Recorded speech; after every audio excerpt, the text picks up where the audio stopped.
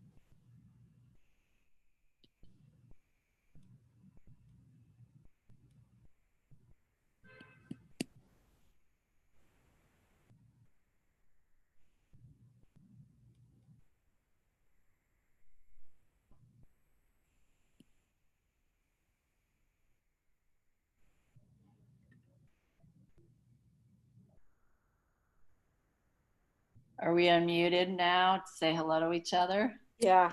Okay. It's only, oh, there's 85 participants. Okay. So,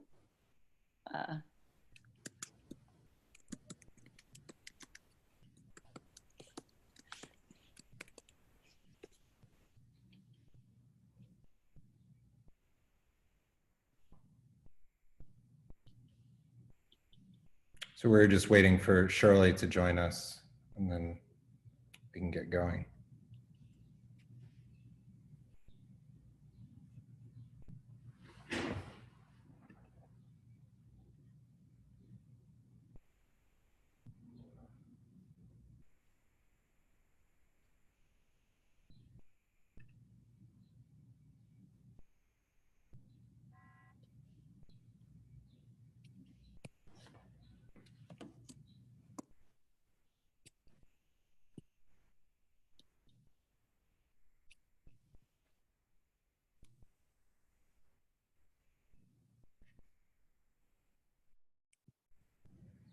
Uh-oh.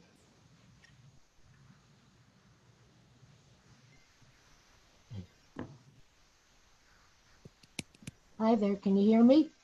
Yes, we can, Shirley. Oh, good. My little device is working. Are we ready, gang? Is everybody here?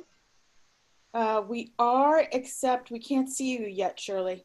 You can't see me. I see me. I can see Shirley. Yep, Shirley, you look good. You look nice. Yeah, I can see Shirley too. We can see her. Okay, so the camera's working. I'll fix. No, that's not good. There we go. Okay, and you do hear me? I'm coming through clearly. Okay, shall I begin? Yes, please.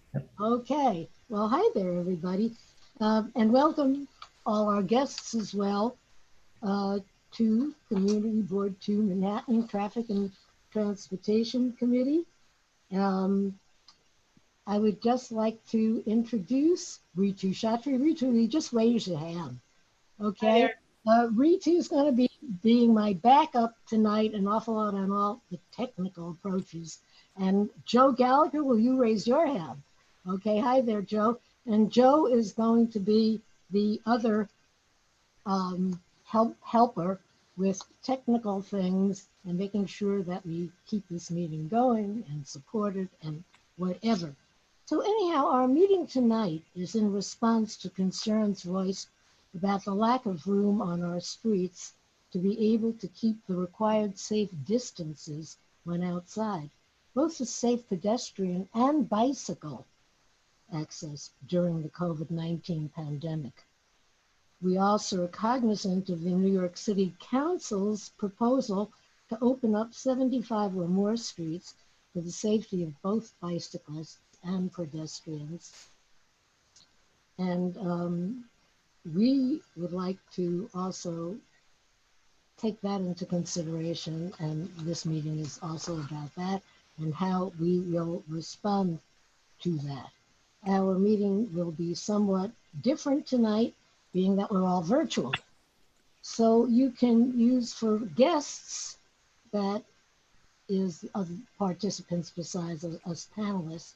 I'm assuming that most of you are familiar with Zoom, and you can use chat for questions and comments. And we'll be checking chat from time to time. That's one of the things Ritu's doing, I do believe. And to address questions. And if we can't get to you during the meeting, we'll respond later. If you use chat, can you please indicate if you're representing your block or neighborhood association or such, and leave your email address. For when we do get, first, of course, the committee will be addressing one issue at a time, as we always do, and then we will have our guests speaking. And just want you to know we will be limiting the time to 2 minutes for our guests to speak, simply because we expect an awful lot of input tonight. And with that, I think I'm going to go right into the agenda, which the first proposal, I'm getting to my agenda now, is for a bicycle network throughout the city. And I would just like to tell you what we were thinking about when we were suggesting this. And that is, we know that both reforms that we're taking into consideration really do include both bicycles and pedestrians. But we, in this case, have separated the bikes and pedestrians into two discussions, because we recognize that with more people using bike lanes than ever, and Mayor de Blasio actually encouraging it, especially essential workers, they need safe, organized, and protected access to get to work and other essential destinations. Especially important when bicycling for the first time. And rather than ask for specific bike lanes in specific locations, we are proposing safe bike access all around, separated enough, we hope, from others, and in support of other CBs, community boards. And as a matter of fact, I do have the resolution from Community Board 7, which talks about, and I will read you, that the mayor has urged people to bike to work because of the risk of contagion in crowded spaces, that we do have this epidemic going on, which must be addressed with alternative transportation, that most non-essential businesses are subject to a directive to work remotely. So essential workers continue to use mass transit in situations that don't necessarily conform to recommendations for safe distancing. And the city doesn't have a network of protected bicycle lanes that enable people to navigate the city safely on a bicycle and thereby heed the advice of the mayor and health professionals. So, and it's important, of course, to preserve access for people so that they can have the income that they are trying to preserve. So this is another way to preserve a network of bicycles that can get them to the working places that they need. And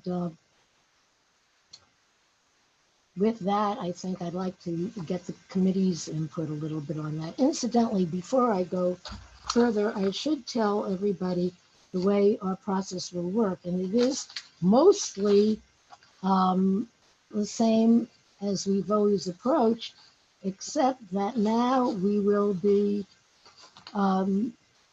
calling attendance because I can't introduce my committee members, my fellow committee members. So fellow committee members, would you please just raise your hand so everybody can see who you are when I call you, and then we'll go on from there right to the bike network proposal. So then, Ritu Chatri, who is our vice chair, and I did introduce her before, and Joe Gallagher, there you are. And Janet Liff, would you raise your hand? Okay. Ed Ma, I see you. I know I saw you. Ed, well, he's definitely there. I just want you to know. And Dan Miller, please, will you raise your hand? Thank you. Lois Rakoff, by the way, is absent with notification. Is Anthony Wong here? Not yet, but he will be on his way. And Adam Zeldin? There you are. Okay. Anthony is here, by the way. What? Anthony is here. That's what I figured. And just, I'm sure he will pop up on a picture later. Okay, and then Joseph Slayhaven again is absent without notification. And George Haikalis, are you here yet? And I Yes, do. he is. He is without video. He's present. Okay. So without further ado, why don't we proceed to a little bit of a chat on what we would like to see in a bike network. Shirley, can I just interrupt over here? Sure. We have approximately 134 attendees for tonight's session. We have several people who have raised their hand to comment. I think I just want to reiterate that we have 3 separate issues for tonight's meeting, and that not only will we go through and call on everyone who has raised their hand, but we will also try to go through and answer any questions that have been posted in chat. But Shirley wants to keep an orderly meeting, and so we will go one at a time by topic. Thanks.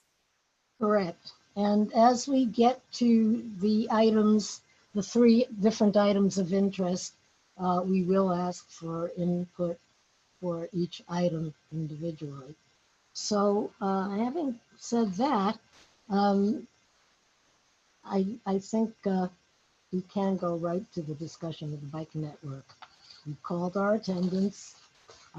We've talked about what the bike network is about. And I just wonder, and you all know, committee people know, who we call panelists in this iteration. You know that if you want to talk, all you have to do is raise your hand as a participant. Correct? So does anybody want to say any more about a bike network? Or is this something that's pretty obvious as to what we need? Oh, and incidentally, I myself would also like to say that there are lots of new people using bicycles who never used them before. And I see that as a very important reason to have a well-organized, well-connected bike network that is protected, because these folks really do need that kind of help in adjusting to this new mode of transportation that they are using. So Shirley, we have I see that Janet wants to say something. Janet? Can you? Thank you. I just, as has been said, obviously a lot of our essential workers are cycling now, so it's critical to have safe and reliable infrastructure. So I don't know, now if we want to get specific, because, 6th Avenue, their DOT is committed to finishing from 34th to 59th. Do we want to say, that we want a continuous network and specifically to finish 6th Avenue? Do we want to call that out? So that's a question. What's the group's opinion on that? Raise your hand if you think we should get specific or stick with the bike network. Should we get specific? Raise your hand. Okay, raise your hand on screen. You don't have to do it that way. Okay. How about if you want a bike network? Would you raise your hand? I think the bike network has it. Okay. And but there was both. I don't know if that question was clear, because when you said be specific, I saw 3 hands and then I saw similar hands. That's right. I asked about whether you would prefer a specific locations, which is what you had suggested, Janet, or just or whether people would prefer for us to propose a full bike network. And the majority felt we should just be proposing a full bike network, which would really be in support of CB7 as well. And I think what the general trend is for the city. We can discuss this more in business session. Incidentally, for everybody who's not a panelist or attendees, we will be discussing each of these topics in business section, in business session, not section, in more detail. So you can stick around for that. And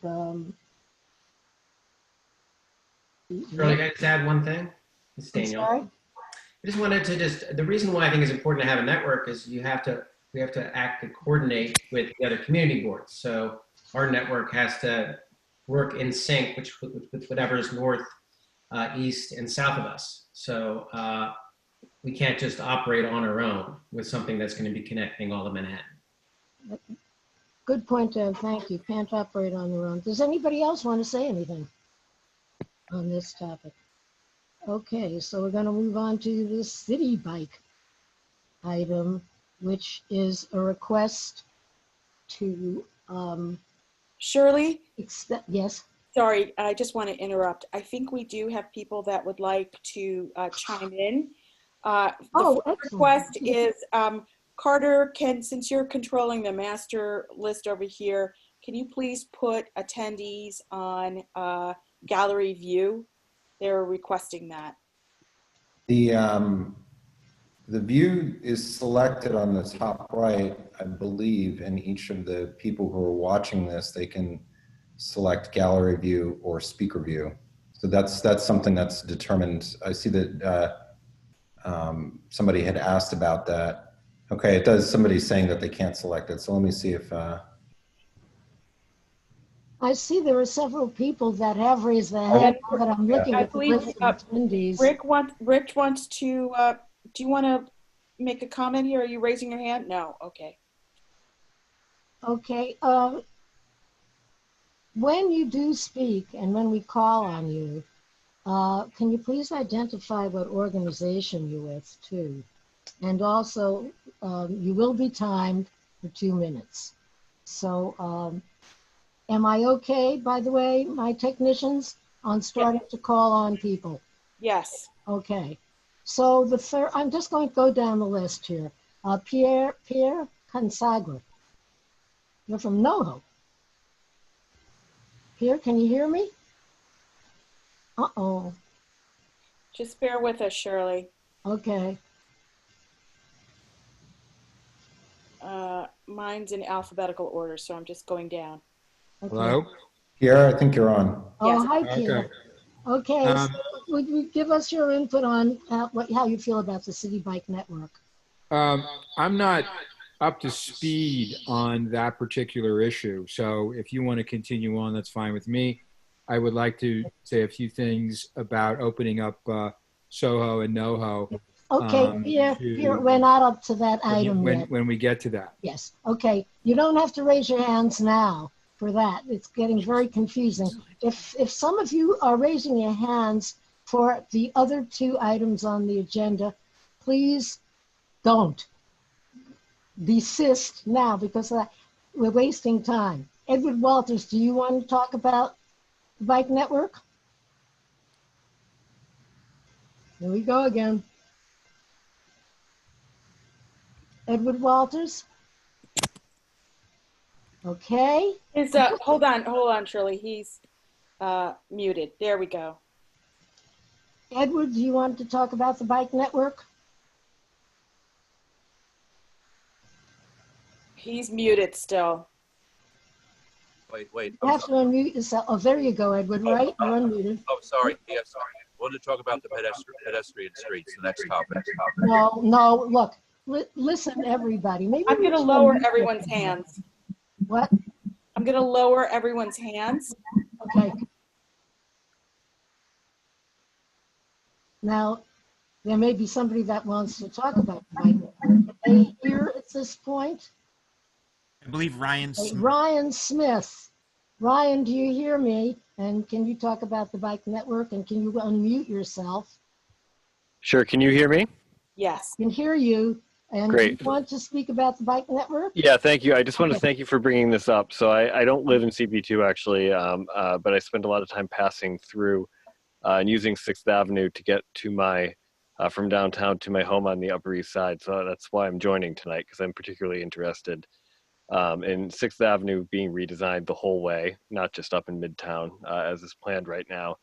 So I appreciated what Janet said, and I would just also add that, you know, my community board that I live in up here, Community Board 8, actually just picked for their open streets discussion last week, they picked a specific street to ask the DOT to consider. They picked Park Avenue.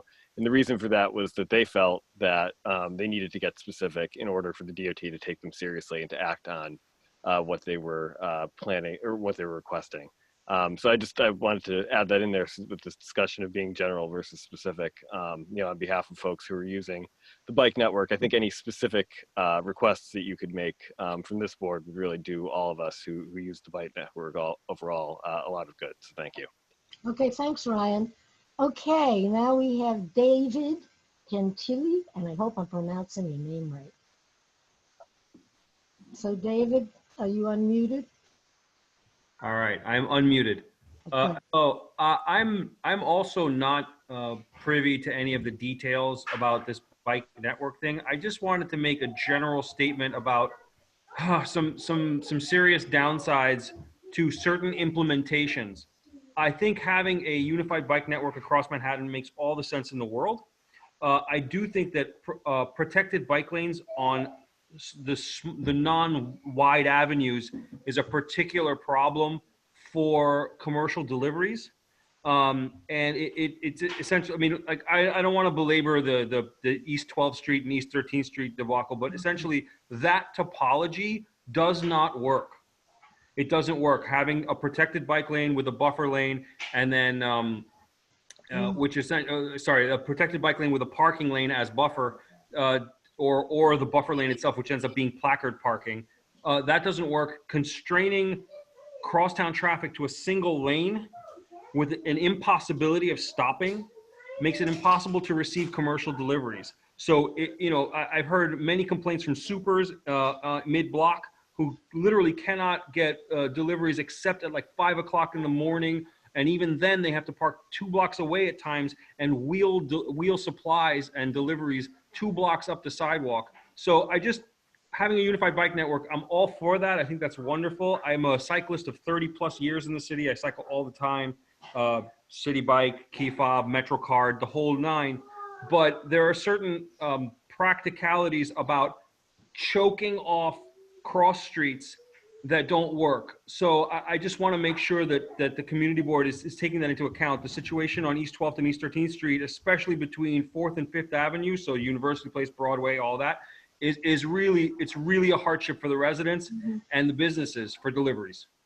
Okay, you know, I have a question for you, David. Yeah. Which is, would you suggest a different kind of design for those? Oh, absolutely. I would. So in order to keep the bicycle advocates from crying foul, I would return the parking lane for parking, but not residential parking, only commercial parking and placard parking. And then I would put bike lanes. So I wouldn't remove any bike lanes. I would just put the bike lanes in the travel part of the road. So essentially, I can send the committee an email with a PDF of exactly what I propose. I mean, currently, what's happening now is the placards are using up what should be an open buffer lane, and the open buffer lane was intended to create safety for the cyclists, but it was also intended to create a travel lane for ambulances and emergency vehicles. And that is no longer the case because it's entirely filled 100% with NYPD placard parking. Now, the NYPD are going to park wherever they want, and there's literally nothing any of us can do about it. I think City Council is wasting their time trying to fight them. So what I suggest is give them the north side of 12th Street and the south side of 13th Street as placard and commercial parking only. Okay. And that would well, solve. That, you know, if that's site specific, and I think that we are going to. It's not. I'm sorry to interrupt. On general, okay, but the idea respect, of design, maybe we should bring that into the. With all due respect, it's not specific. Any cross street that is of a certain width or less will suffer from the same problem if this particular design is implemented. Get it. Okay, thank you. You're welcome. Okay, so now we have, I see Mark Dykes from Soho Broadway. Mark, are you going to comment on the bike network? Is he unmuted? He just stepped off. No, I see his hand. Oh, there we go. Yes, he's unmuted. Okay, Mark, are you commenting on the bike network? Yes. Oh, okay. Go. Thank you. Hi, Mark Dykes from the Soho Broadway Initiative. Just wanted, I want to, you know, we're all starting to think about the restart and what that looks like. And I wanted to share a conversation I had with a small business owner today who comes, you know, usually by subway to Soho to work, but is now considering buying a car or leasing a car. And just, you know, he said, you know, I'd be willing to bike, but the bike network as it stands today, he doesn't feel safe on it. The lanes are narrow, there's a lot of conflict.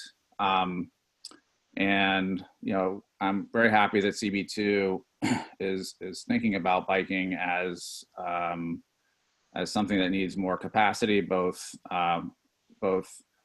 lane capacity, but also parking, city bike capacity, so that people feel safe riding, you know, using cycling as an option and not driving. I think we're going to be in a real difficult space if people that don't feel comfortable riding the subway all revert to driving. There simply isn't enough capacity for people to get to Soho, which is a job center, to work. I know we're not quite ready for a restart yet, but you know that day is coming soon, and so I'm really happy that CB2 is thinking about that. And I wanted to share that example as one that this person is very committed to the environment, but he didn't feel comfortable riding a bike, and so whatever we can do to improve that network for more people who might be willing to cycle. Thanks, Mark. Does anybody on the committee have any questions? Okay. All right. So I see Mary Powers. And Mary, do you hear me? Now I don't see Mary Powers. Okay. How about Ed Kanta? Are they unmuted? Ed My Kanta, trusty technicians, can you tell me? he's unmuted. Okay, Ed Panta, I see your hand raised. Are you addressing the bike network? Well, you know, I guess we need to move on. Is Mary Unless Bowers my there? technicians have any suggestions. In the chat room, Mary spoke. She Okay. said we need to plan for restart, or we will have significant traffic concerns. So she wanted to make that comment. Okay, and so we have Mary, and how about Ed? Well, Ed now does not have his hand raised. So is he in the chat room, Chance Gang? He's unmuted. Yeah, okay. No hand raised. Okay, how about Samir Lavinja? And again, apologies if I'm pronouncing that wrong. Samir Lavinja, is he on? Yeah, can you hear me? Yes, we can. Oh, there you are. Perfect. Samir. Okay, Perfect. you want to comment on the bike network, right? Yes, absolutely. I just wanted to really quickly, because we have a lot of people, just say that I think it's important that this is an issue that you're bringing up, so I really appreciate it.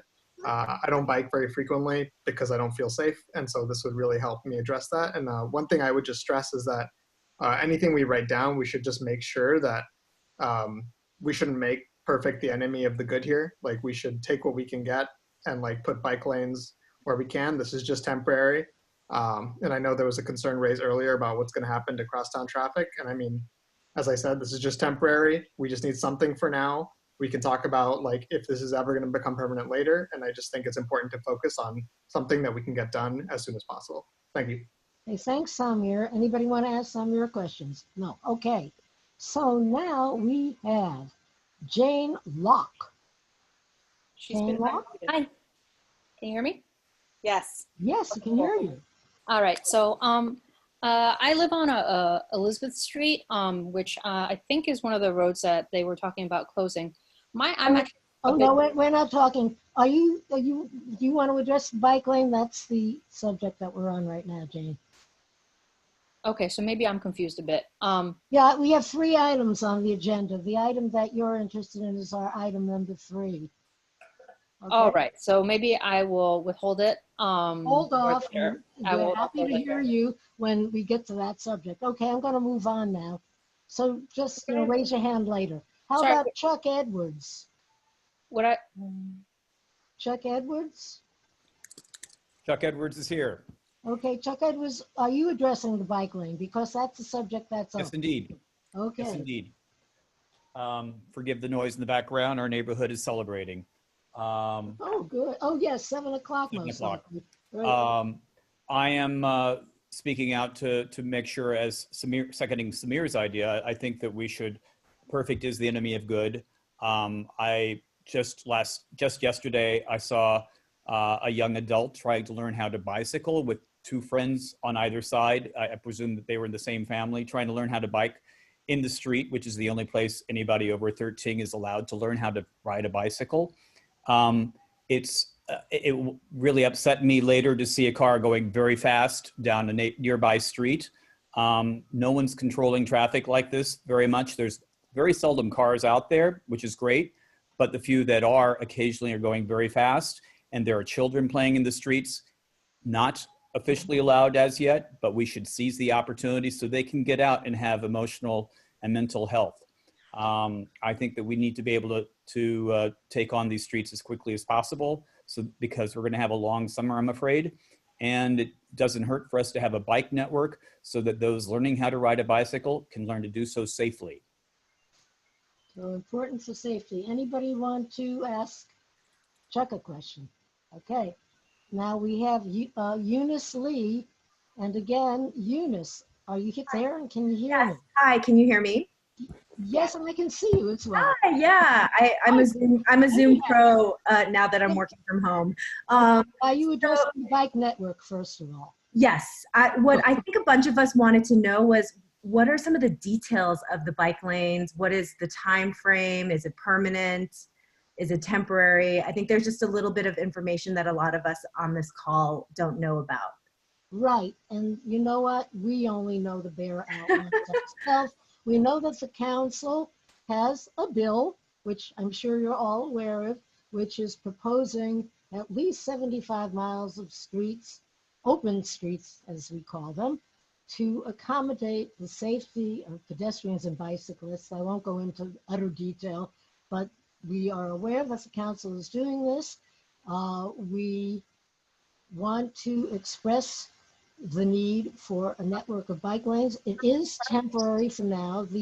All of this on our agenda tonight has to do with answering some of our open space and safety needs during the pandemic. So we figure we do a start. And have you heard what your other colleagues have been saying about a bike network? Because I think they filled in some of the things they'd like to see. Yeah, it would be amazing if there's a way on some of the mailers or something to get like an idea of sort of what's being proposed on a map for bike lanes, because I think that might clarify a lot of things for. Well, really what is being proposed is a very general idea that we need a bike lane that is a network of bike lanes that is connected, that has some logic to it, particularly in view of those people who are new bicyclists, many of them now coming on board, and who really need this kind of organization and safety. Yeah. And then we are leaving it up to the city to follow through. But this is kind of a first step in saying, yes, we agree with the council, we need safety measures, and that we urge the DOT to take some steps. Okay, great. Thank you. You're welcome. Thank you, Dennis. Okay, so Chelsea Yamada, can you hear me? There you are, Chelsea. Hi there. Okay, I know you want to talk about the bike lane, right? The bike network? Shirley, can you hear me okay? Fine. You can't see me? Okay. Hi, Yes, everybody. but that's okay. We hear you, and if you can tell us Okay. what you want to say. This is Chelsea Yamada from Transportation Alternatives, Transportation Committee members. I really appreciated some of the public questions about pedestrian safety improvements as many cyclists are continuing to use the 6th Avenue protected and unprotected bicycle lane in the village to commute, to travel north, travel towards the existing bike network. I would encourage you to renew your request for this particular corridor. Some of the city's best treatments will not be able to be put on the ground in coming months, but what we are hoping to see is designated space that can be produced with interim safety materials. There have been, efforts by the council member Carolina Rivera. I know she has staff represented on the line to protect cyclists in construction zones. And I would urge you desperately to see this as an opportunity to continue to add, specific streets to the list, especially the ones that you have already recommended in years past, to create, a necessary pair for the 7th Avenue southbound lane. People are going already on 6th Avenue north of Canal Street up to 8th Street, and those dangerous intersections such as, West 4th Street and Bleecker, or at 8th Street, where Greenwich Avenue, there are just so many complicated turns for cars to make. Those intersections where there would be some treatments to protect cyclists would really benefit from calming measures. And please, by all means, just because it's a bicycle project doesn't mean that pedestrian safety should come last. This is a chance to say, whenever we add bicycle treatments, put pedestrians first, increase visibility at those asterisk-shaped, complicated intersections, which you guys have already weighed changes to in the past on 7th Avenue and so forth. Thank you so much for hosting the meeting. Oh, okay. And Chelsea, you made me think of something, which would be if we don't do very specific designations, it might, a way to do this might be in any resolution that we write, to ask DOT to come back to us with a plan for this network. Okay, so we got Jane Locke again. Or Jane, did you just not hang up? Can you hear me? Yes, we can. Okay. Are you back to the bike network? I am back, and it is regarding bike network. It seems like there's a lot of there's still not a lot of clarity about the specifics of where and when or how long on the bike network. So I guess my only 2 cents on it, again, I said I live on Elizabeth Street. It is a very narrow street. Even cars have difficulty kind of getting through. And as it happens in my street, there's several supermarkets nearby. And so very regularly, there's these big trucks kind of unloading stuff. I don't think on small streets like that, it would be a good idea to put a bike lane because there's barely enough room as it is. So I guess that's my 2 cents. Okay, thanks, Jane. Anybody else? Okay, so committee will maybe talk more about this a little bit in business session. And I guess we're on to item 3. Oh, no, we're not. We're on to item 2, which has to do with, I'm looking for my little agenda, but I know what it's about. It's about city bikes. And the problem with city bikes is that right now they're being used more than ever. And just like you're needing bicycle lanes more than ever. And we really need to make sure that docking stations are adequately restocked to meet this growing need. It's as simple as that. We would just like to ask the city to be providing and replenishing city bikes that in a balanced and frequent way. So does any of our attendees have anything to say about that? No.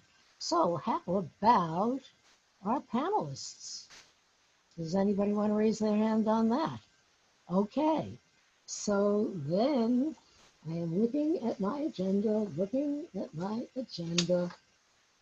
and I know what the next thing is. And let's see now. Well, it's a proposal to well, first I've lost my agenda. Does anybody have an agenda in front of them? We know what this is. This is a proposal for open streets. And what we have done, and I would like to correct a misunderstanding that seems, here we are. Okay. No, this is open streets criteria. And the proposal is to, actually it's in response to, part of it is in response to the city council's, again, proposed legislation to create open streets, meaning that streets would be open for pedestrian use. We see it as being minimally open to vehicular use in the sense of what we call shared streets.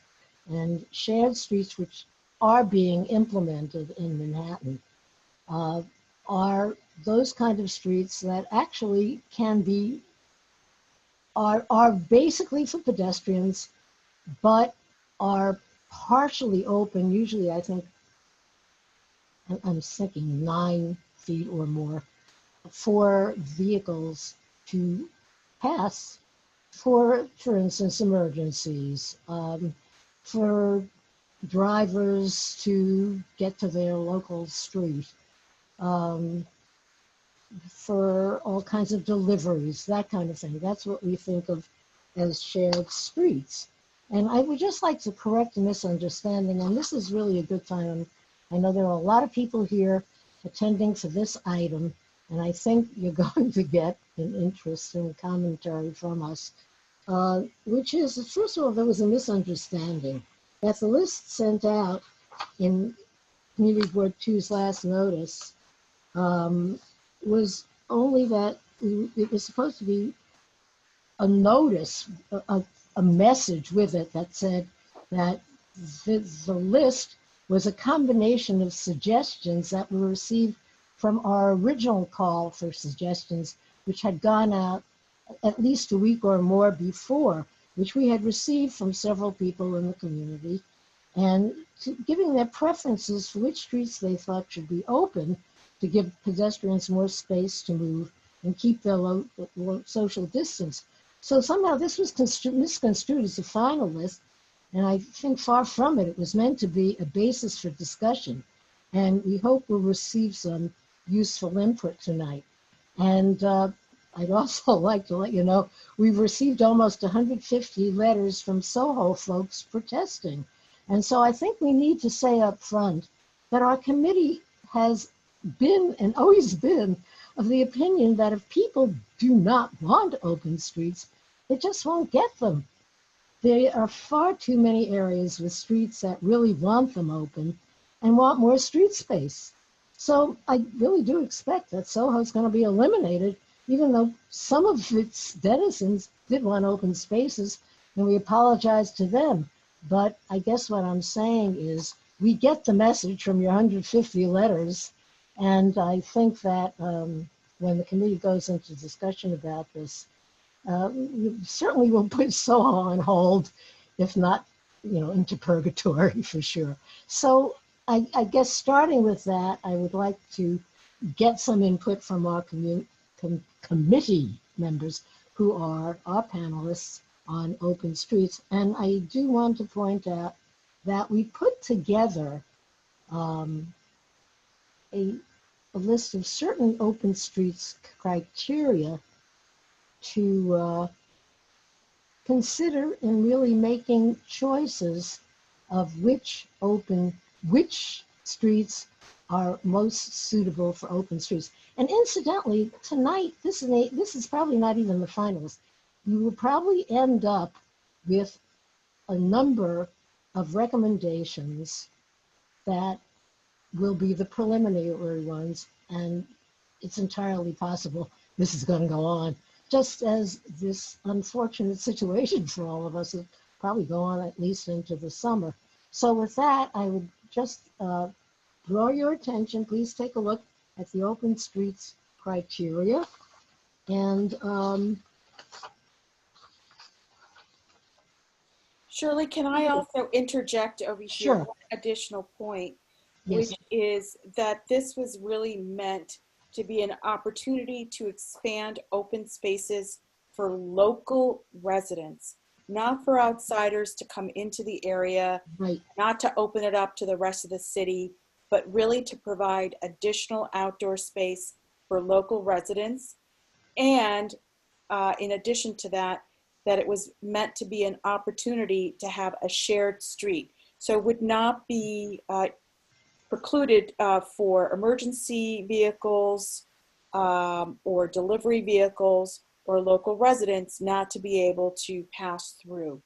So those are a few of the considerations that we were trying to balance, in addition to bus routes, proximity to police, fire stations, and hospitals, as well as major truck routes. We wanted to stay away from that. And then there were two other criteria that we were trying to really put out to the community, which was, does it make sense to consider a couple of major avenues or north-south streets, or does it make more sense to focus on smaller side streets? Those could be north-south as well, but most likely would be east-west. Really with a consideration for expanding personal residence space to learn how to ride a bike, or to walk with your dog, or to stroll with your family and maintain a social distance. And the recommendations, the preliminary list, is really to sort of prompt conversation rather than to thrust any kind of decision down anyone's throat at this point. Exactly. Right. And I'd also like to say, in addition to that balance of the smaller streets with the longer streets, there are other considerations which I've heard from, and I believe that I shared with the committee as well, which were, what is the purpose of these streets? Is the purpose for giving people access to walk to work, especially the essential workers, or to access the bus or access other important areas? Or is it for recreation, to just get out, get a little fresh air, maybe even throw a ball, some people suggested. So there are different iterations that also need to be considered. And yeah, what are the purposes? One thing very specific, though, is that any of these streets would be temporary. Shirley, I think just to help us on the technology front here, I know you wanted to hear from panelists first. Those are board members. Actually, I wanted to hear some board members, but okay. Yeah. And then after that, we would go through folks who have raised their hands.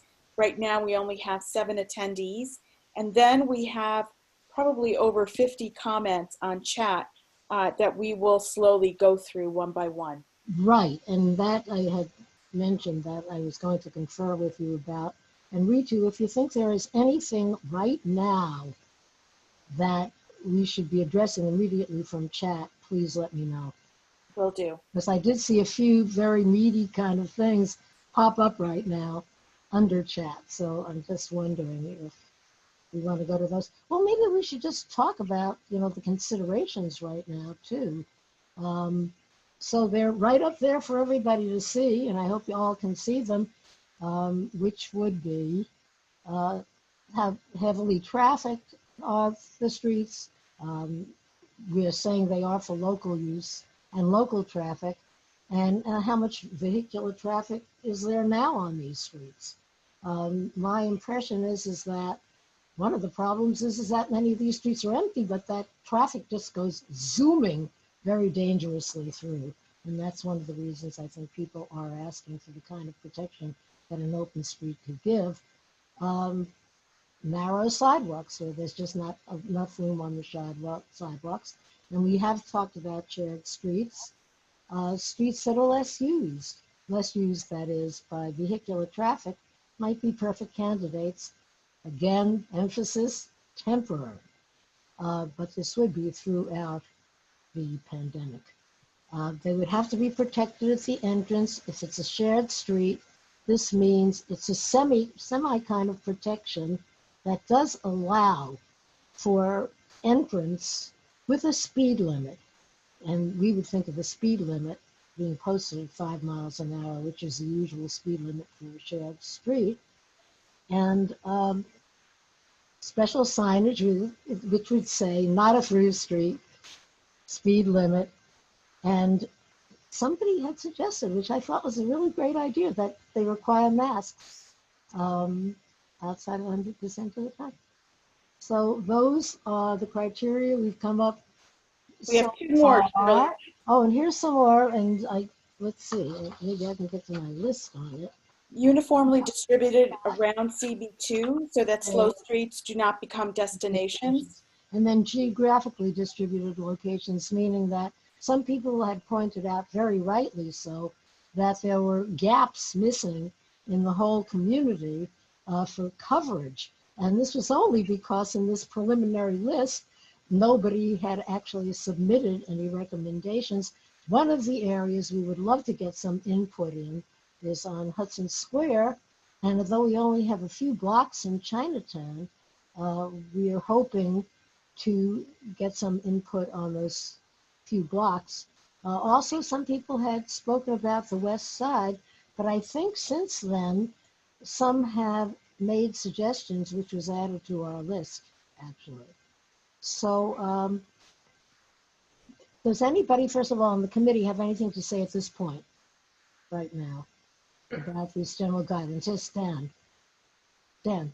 Yeah, sure. So Shirley, just to define what a safe street is, and it's exactly that, the word safe. I've heard from residents that are holed up in their apartments who are elderly, and they're afraid to go down to the sidewalk, and they're afraid to get hit by, cyclists that are moving fast, and also being overwhelmed by crowds, because if they go on the sidewalk, especially if you live on, let's say, Carmine or Bleecker or up by 6 by the trains, there's no place to really go to feel safe. And so the idea here really is rooted in social distancing. It's rooted in people being socially shamed if they ride their bikes really fast through a safe zone. That is not what the point is. Same thing as going through Washington Square Park. You have to get off your bike and you have to walk through it. So the point is that everything slows down in this area so the local residents can get some air, get some exercise, and that it's not moving fast. When we put together the maps to show, options, it really isn't accurate on what we're suggesting. It's these are different areas that possibly could work.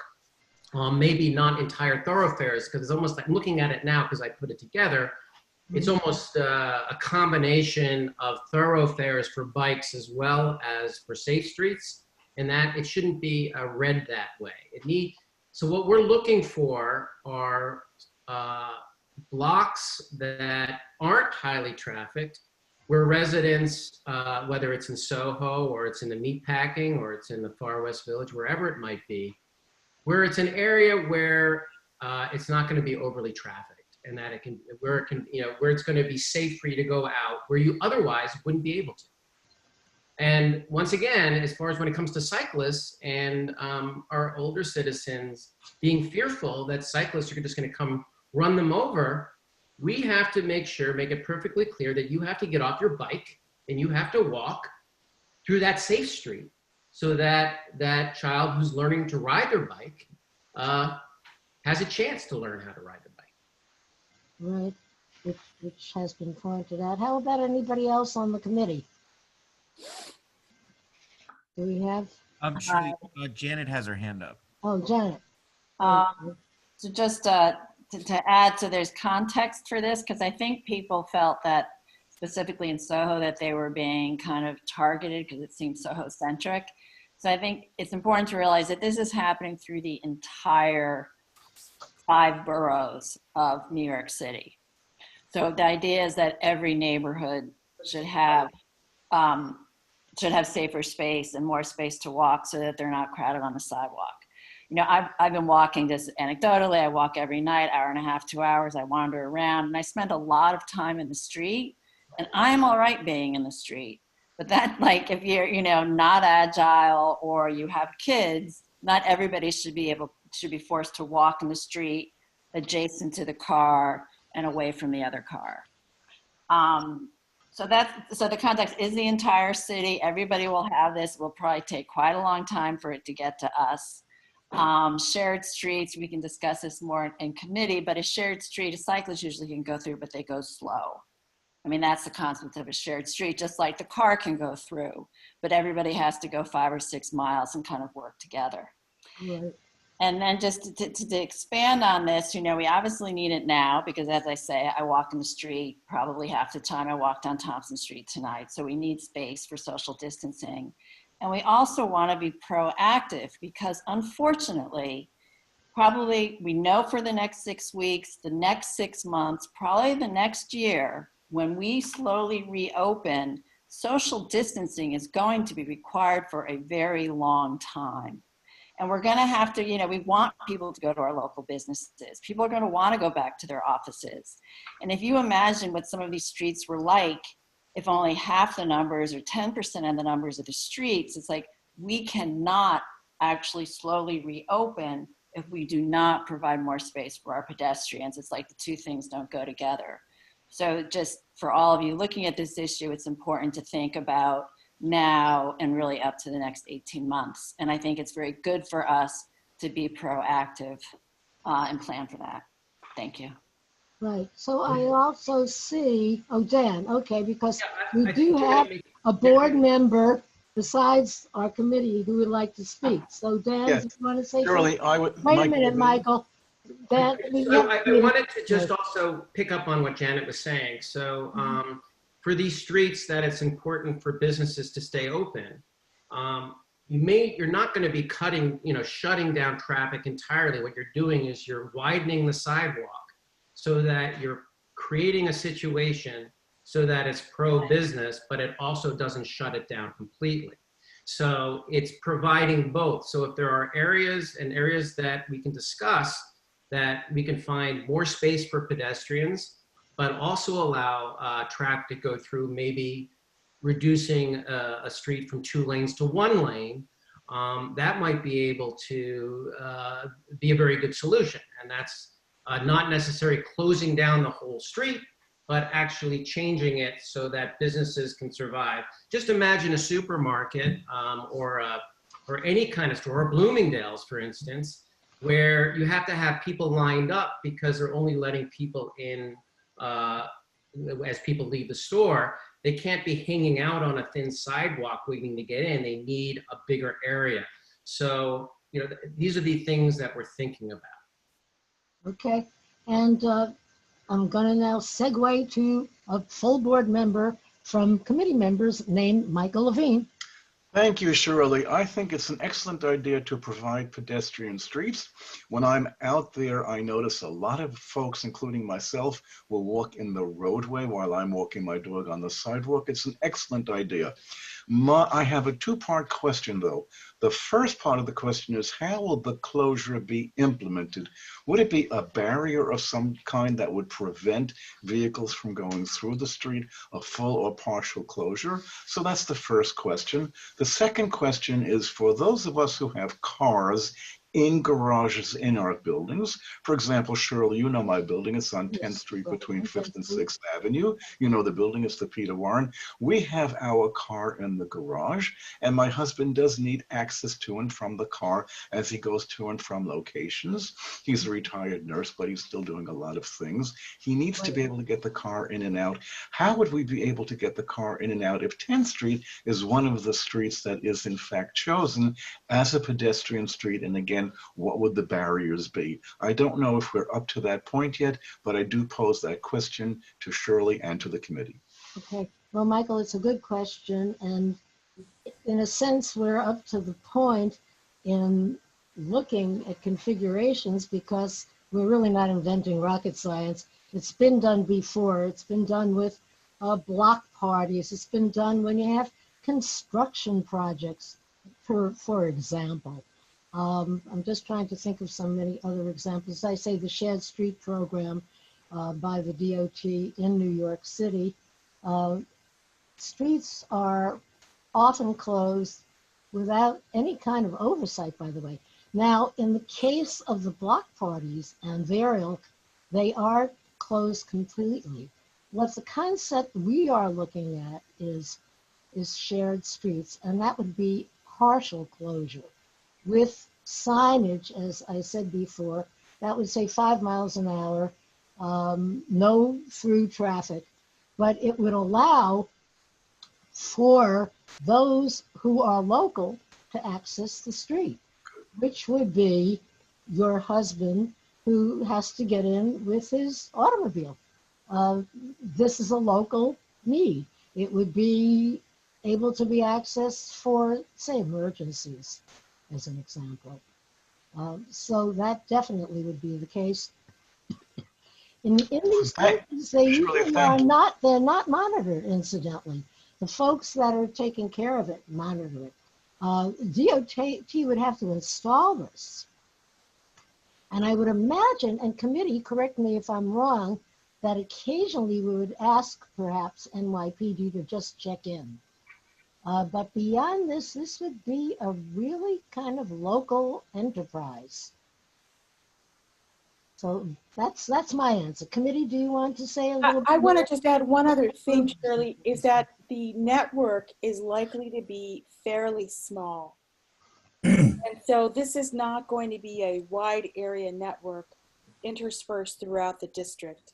So the streets or the blocks that we may end up with are likely to be very limited. Yes, I think that's very much on target for you too.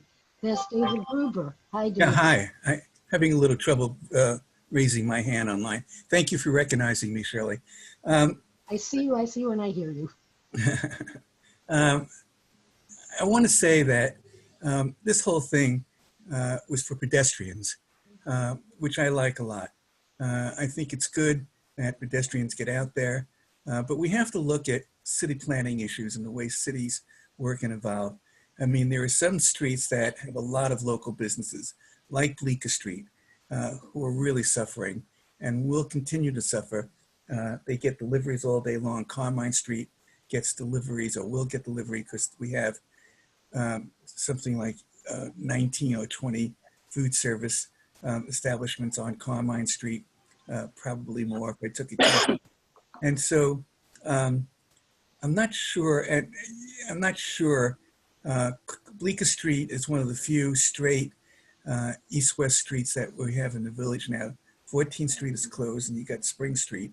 So we really have to be smart and really take into other considerations to balance the way the city works.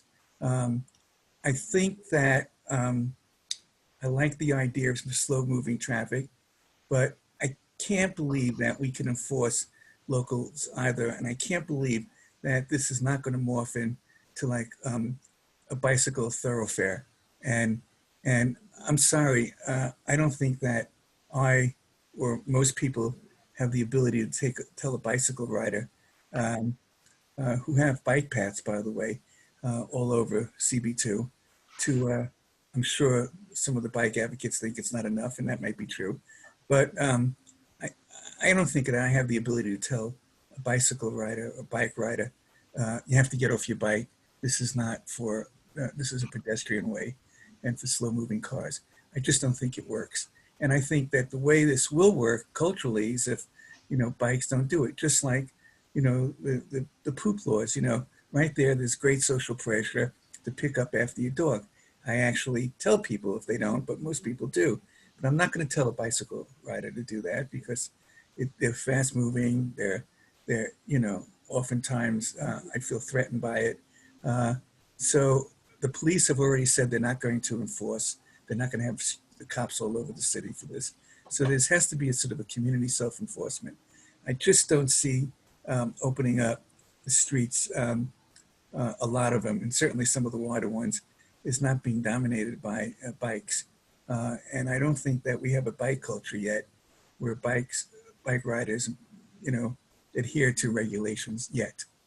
Maybe we will. It's only been, 20 years now. So let's understand the realities of this. I like the idea for pedestrian street. That's how it all started. I would like to be able to walk on a street, and I'm not so worrying about staying 6 feet apart, but I think it's good to have air and space to walk.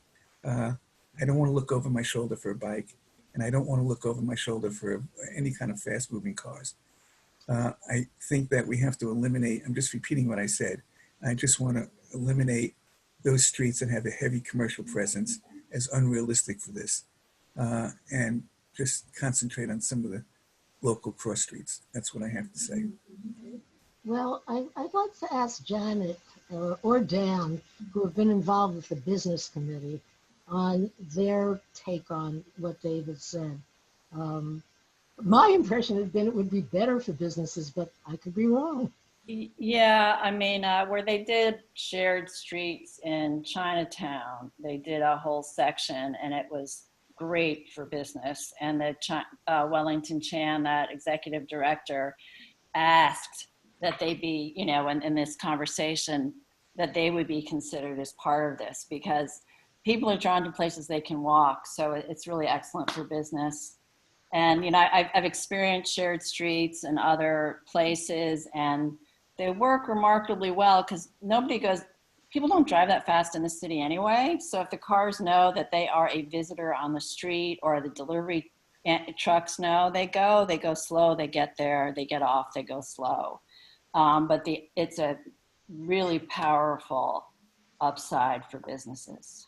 Yeah, I have to concur with Janet, and I think actually it's a good point to bring in, an expert in the bids too right now. Like Mark should talk about, I know there's a lot of opposition to it, but Mark Dyka should actually, this is a good opening for him, explain why it's good for business, because he's an expert in the field as well. I mean, I can give my point of view, but I think this is a good point for Mark to explain why opening up streets to pedestrians is particularly good for his bid.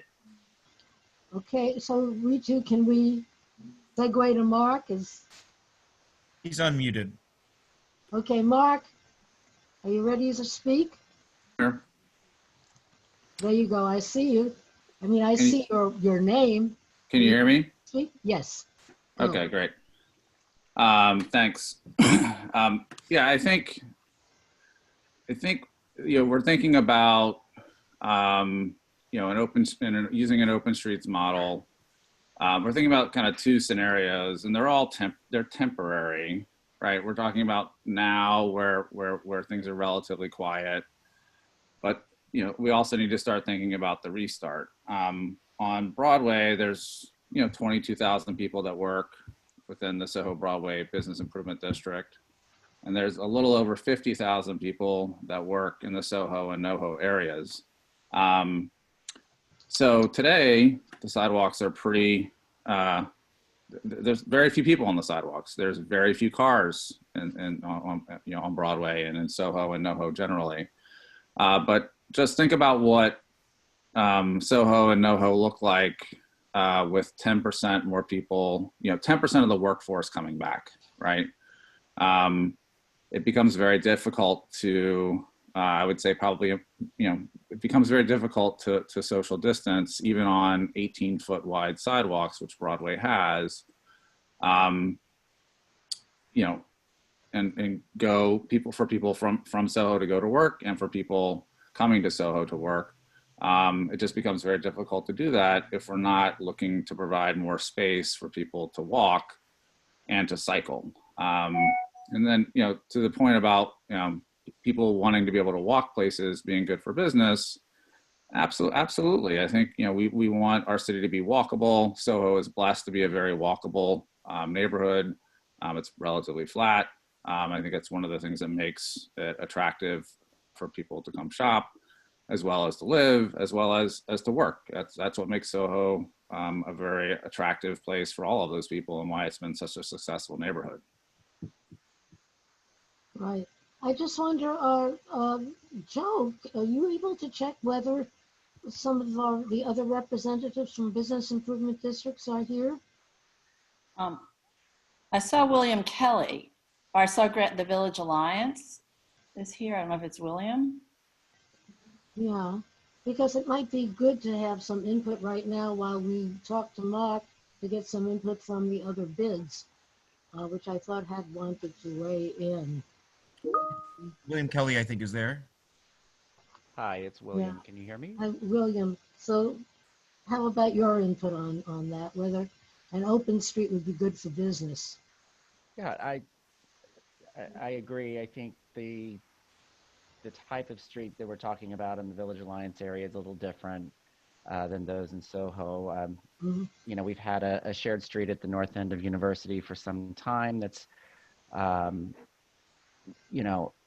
been working. I think in terms of a temporary space, I don't think I think it would be good for business, yes, and I don't think there would be a lot of concern with businesses. I think in the more permanent direction, when you're talking about the design of a permanently shared street, then a little more thought and discussion and input needs to be had. But I think for this discussion, absolutely, our businesses, only about 25% of them are open right now, out of 500. It's really pretty brutal out there.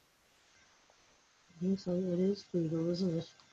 Okay, thank you, William. Is there anything else you'd want to say right now? Do you have any ideas for particular streets in mind or that kind of thing? I think you guys are approaching it in the right way. Taking off truck routes and bus routes and that sort of thing, looking more locally. So I understand the confusion that was going into this meeting, coming from a survey and it not sort of being looked at holistically, but our area is just partially in community board too. And I think the main one that was mentioned, the sort of University West Broadway corridor, would work, for a number of reasons that we've already been discussed. So. Right. Okay. Thanks so much. Is there anybody else from the bids here? I know we were expecting some executive directors of the bids as our guests, but I don't see them in our attendees. So I guess they're not here.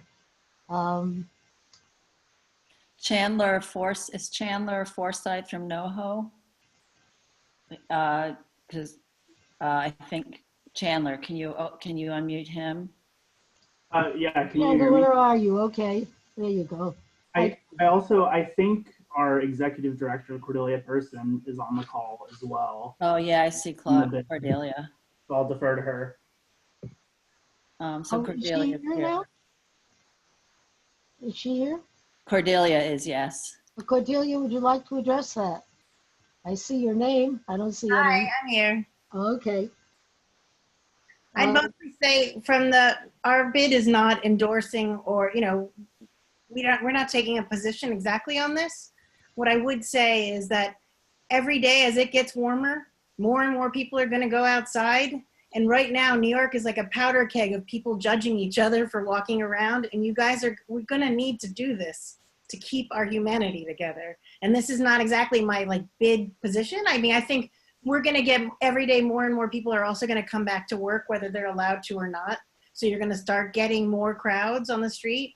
we're already seeing it. I think some of you are seeing it on nice days. It's starting to get crowded. And so I think the idea that, oh, the streets are empty is just an unrealistic idea. We know that there's a heavy density in New York, and we know there's even in all our neighborhoods there's a heavy density. And to keep social distancing, we need to open up more streets to pedestrians. We're a pedestrian-friendly neighborhood, and people don't say, oh, I'm from NoHo, I'm only gonna walk around in NoHo. They walk from neighborhood to neighborhood, and they're gonna be doing it more and more every day. And so I'm really concerned about this idea of what social distancing is and what it's necessary for if we don't give people streets to walk in. That's just more of the larger need. Thank you. And Cordelia, could you comment on what this would mean for local business?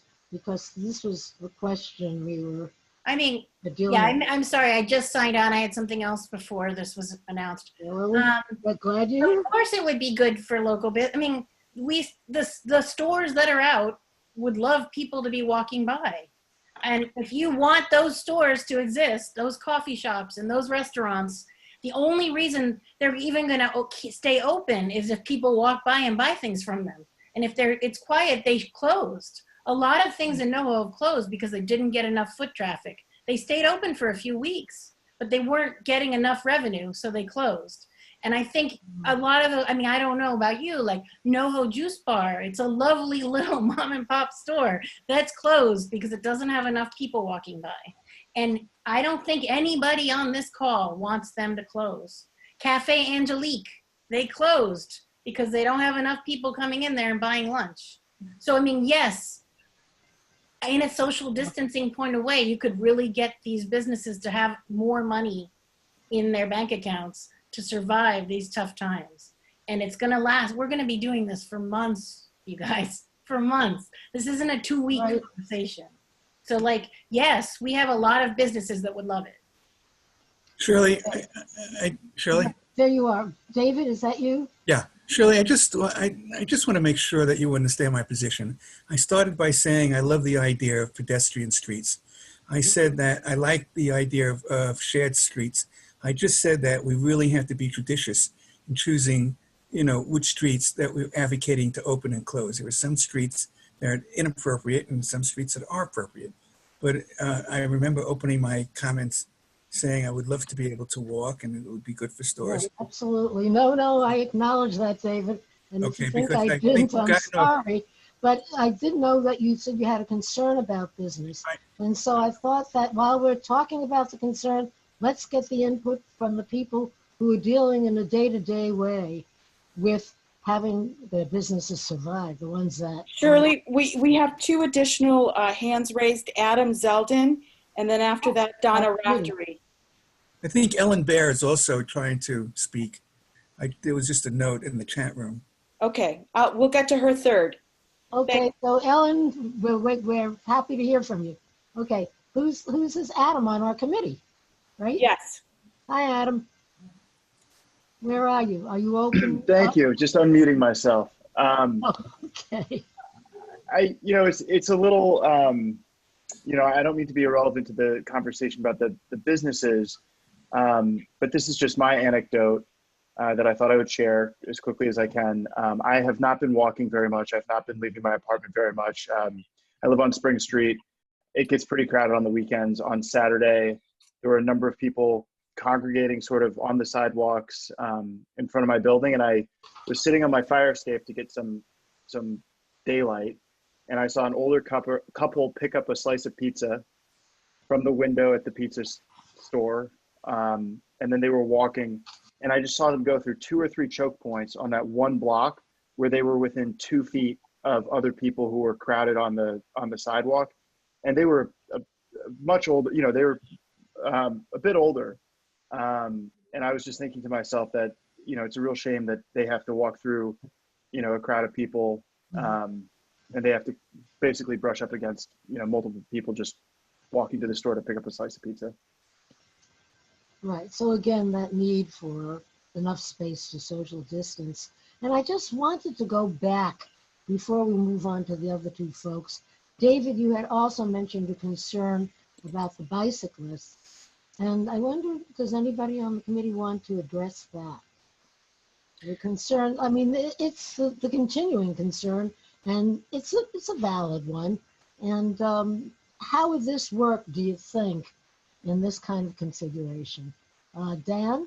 Well, you know, years ago, you know, if you were in the city in the 70s or early 80s, and folks had dogs, they wouldn't pick up after the dogs. This is actually David's point, because we had a conversation earlier today. And there's a little bit of social shaming that's going on. And now it's no longer acceptable to walk your dog and leave their poop on, you know, on the street. The same thing has to happen with cyclists in slow moving areas. And everyone knows I'm a very avid cyclist. I cycle everywhere. But part of it is enforcement that we've heard over and over again. So how do we enforce slow speeds on slow streets, safe streets, and keep them safe?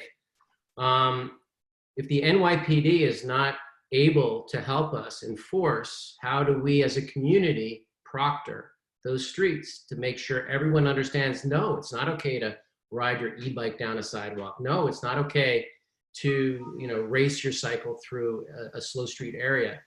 I don't have an answer for it yet, but somehow New York City did figure out how to curb your dog and pick up the poop. And something similar has to take place if we do incorporate streets and turn them into safe, slow streets.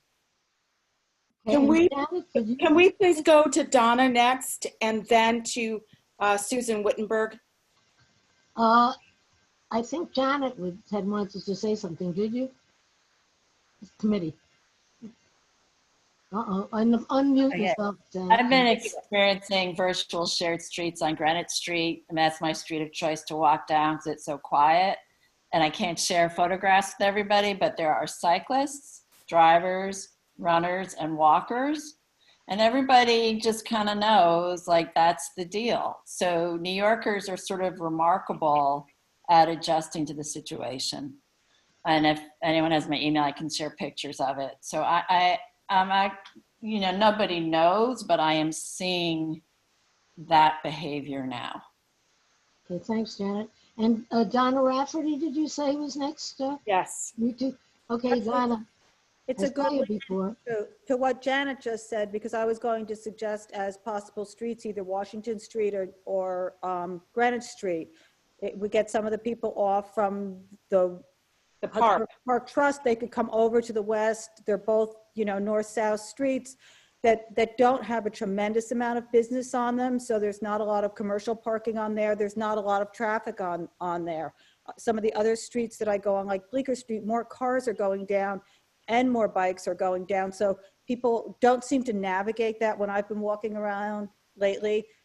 The cars don't slow down quite as much on Bleecker Street as Greenwich and Washington feel very communities more oriented, where everybody is sort of watching out what's going on. So just want to put those two out there as possible street closures. Okay, I just want to ask something about that, because what had come up was the use of Washington by UPS. What do you think about that? They use it, but you know, I also think the streets are, it's not, they can go more slowly, or they can, you know, isn't there maybe some parking gets eliminated on one, so you know, eliminate a parking area, and one of the parking lanes is instead a pedestrian lane. So your feeling is that Greenwich. more car access is needed on Bleecker, which was one of the. I feel more car, well, but to me, they're two different areas. I mean, the UPS trucks are going, you've got the UPS station down there. They need to be able to get down there. That's used a lot for that. It's not used a lot right now for other traffic. Meatpacking's very, very quiet right now. There's nothing open in meatpacking. So the UPS trucks are going, using Washington. They're probably using Greenwich to go north. Dan, is that what you were going to say? Oh, Dan, yeah, you wanted to chime in on this. Well, it's just because I live there, and you know, to a certain point, Washington's a great choice. But once you get down to Leroy Street, right, you can't. It's untenable. You've got Google going down there. You've got not only UPS, you've got FedEx, and you don't have one or two trucks going out. You've got 300, 400, 500 trucks going out at certain areas and times, and also coming back at the same time. Agree. And some of them are 18-wheelers. So above that, north of that, it makes sense. Greenwich is much less of a problem, but also is a problem south because you have, you know, all those trucks there. But yeah, north of it, I think makes sense. But once you get south of Morton Street, it becomes problematic. Agree. Okay, so what would be your suggestion? It would be Greenwich between where and where? And Washington between where and where? Dan? North of Morton. Between 14th, and I'd actually have to look at the map to see.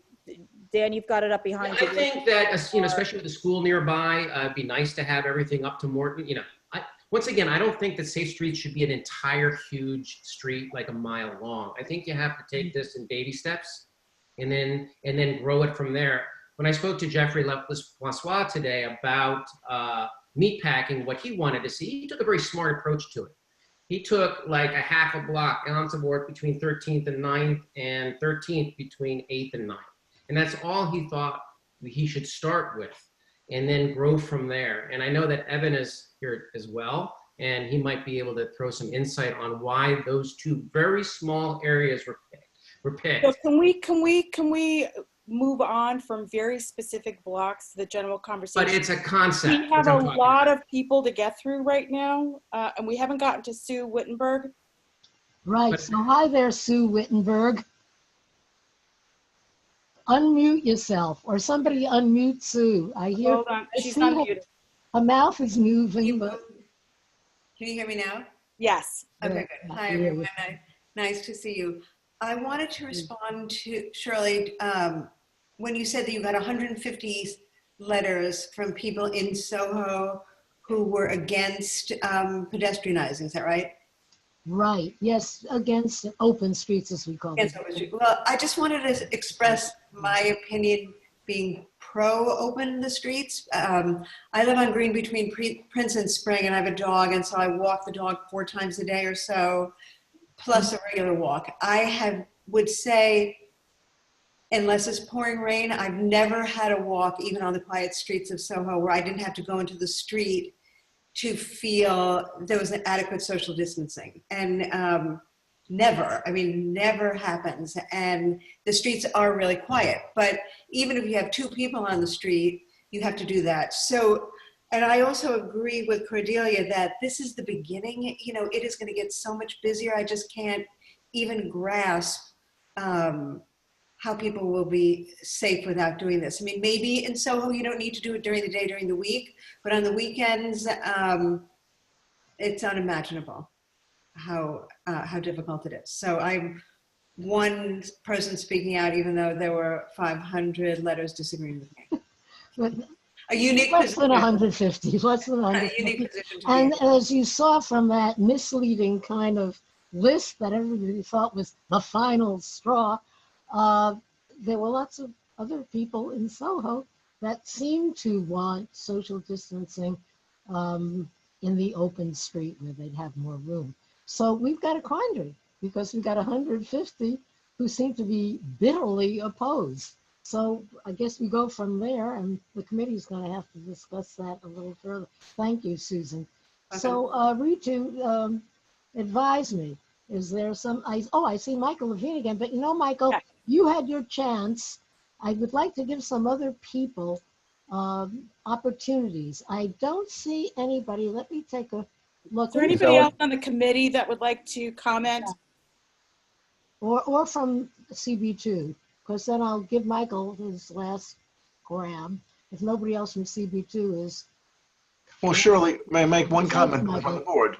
Whatever we do decide, whatever streets we do decide should be open for shared streets, whatever, I think signage is a very important issue that needs to be considered so that everyone can understand what it is expected of them and what their behavior should be on the street.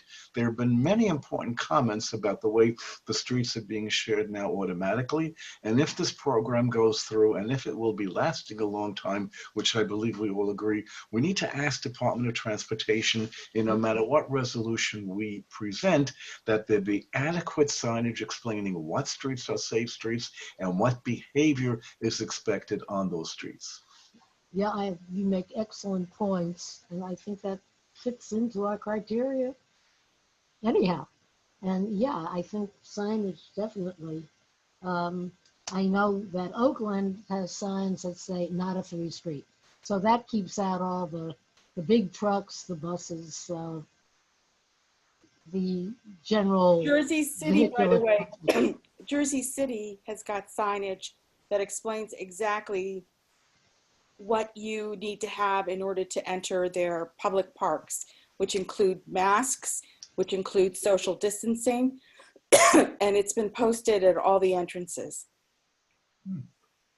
And I think one of the criteria were something saying there's a requirement to wear masks, which was a good idea. But we do have a lot of those in our criteria, Michael, and I think there's no problem asking. We just hope it'll be fine. I see Janine is on. Janine, do you have anything you want to say? Janine Kiley, or are you just listening? I am just listening. I guess I'll share, I've shared with the committee my thoughts earlier that we really need to step back and figure out what the focus of this is. And that, in addition to what I said, I think signage is critical. Masks need to be 100%. We need to define what temporary means. And we need to have these streets uniformly distributed around the community. And, one of the most crowded places is Hudson River Park. So perhaps ways to near the park, such as Washington or Greenwich, and ways to get to the park that are safer for people. And I'd also thrown out, and I know we're talking about, slow streets, but I think I always like to get in my plug that it's really dangerous to ride your bike down Houston Street because you share the bike lane to get to the Hudson River Park is wedged between the two turning lanes. And I think that there could be just some simple barriers like there was on Charlton Street during construction to protect both pedestrians and cyclists as they're getting to the park. That's it. Yeah, thanks. Yeah, I see Rich also there. I'm just seeing people from the community board, and then I think we want to go on to our attendees, right? You too. You've got lots of them. Yeah, Rich, would you want to add anything? I know you sent in some suggestions, and thank you. Yeah, I did the suggestions without real understanding of the parameters. And I think once we get agreement on the parameters, then we can think through, which streets make sense more comprehensively. Okay, thanks. Okay, so who's waiting now, Ritu, as we go to our attendees? Oh, lots and lots of hands up. We have lots of hands up. Can we start with Andrew Ammer? Yeah, Andrew Ammer. I'm just going to unmute you. Hold on. There we go. Can you hear me? Yes. Oh, yeah, we hear you. Great, great. So I'm president of 200 Mercer Street, which is a co-op between Bleecker and Houston, so north of Soho. Let me first say that unfortunately your notice was incredibly confusing and ambiguous, so it's very difficult to understand what a shared street is or what you're even discussing. But having said that, I did submit a letter. I hope you'll read it. Let me just amplify it. First of all, I don't think you're solving a problem that really exists. I walk around the neighborhood and it is deserted. And I don't think the reason why businesses are closed here is because there aren't enough pedestrians in the street. I think there are a lot of other reasons, including getting workers in from the outlying boroughs to come work in their stores. So I think there are a lot of reasons. I would urge you to please cross Mercer off your list north of Houston. We are down to one lane on Mercer Street because of the NYU construction at 181 Mercer. There's no way to share a single lane. It's just not possible. Then finally, we're really concerned about the danger this poses to our residents because of the time it will take emergency vehicles to get here if you do this. We have multiple people in our building who have flu-like symptoms and are presumed to have coronavirus. And if they need emergency care, this is a real serious issue. Also, we can't get delivery services like Fresh Direct and UPS and other delivery trucks that bring in food and vital supplies. So to do this at this point in time, it's going to be a terrible idea. You're going to cut off our residents from being able to get the emergency services and the delivery services that they need. So this is a really poorly thought through, ill-conceived plan that's going to be dangerous to our residents. Thanks for considering my concerns. Joe, you are timing things, right? Okay. So I guess we can just go through the list. And there is Vincent Petraro. Vincent, I see your name. Are you ready to talk? Can you hear me? Unmute yourself. Yes. Yes. Okay, great. It's almost like a Verizon commercial. Thank you. My name is Vincent Petraro. I'm here representing the Metropolitan Parking Association. I did submit a written submission, but I wanted to hit the high points.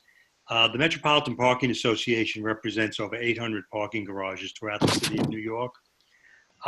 We understand the good intentions of the Traffic Committee and the Community Board, but we also want to mention that any plan should not unduly burden essential businesses, and that parking garages are preempted from closure based on state law, based on the governor's executive order.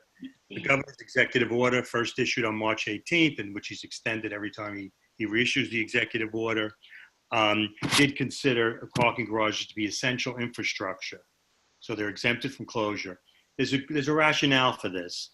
Many people that park in the garages are frontline responders, including doctors, nurses, law enforcement, and other essential workers who work in hospitals and medical offices and precincts and other essential businesses throughout Manhattan and throughout, of course, Soho and NoHo. And they do have to drive here, especially these days when probably the subways are the worst place to go. We see pictures of overcrowding. We know the surfaces have to be cleaned constantly and aren't always done so. So we just want to make sure that this is taken into consideration. Intro 1933 does actually say that implementation of this temporary street program has to ensure that essential businesses can operate without impediment. And I think that's an important word, impediment. I think barriers. Thank you, Vincent. I just want to reiterate over here, we're going to give everybody 2 minutes. So if you could just wrap up. I'm looking at it. Joe will tell. Without impediment, I think is important. I think barriers, signs that say no through traffic are definitely impediments, and we have to really remember this. So just keep that in mind. Parking garages are essential. They do service the community. Thank you. Thank you. Okay, so now going down the list, we have Edie Panta. Edie, are you there? Do you hear us? I see you've put up your hand.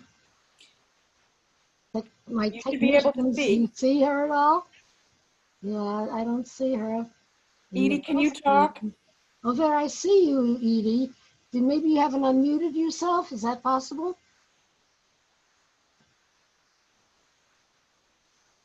I mean, her name is there, but Edie, have you, gang, can you unmute her?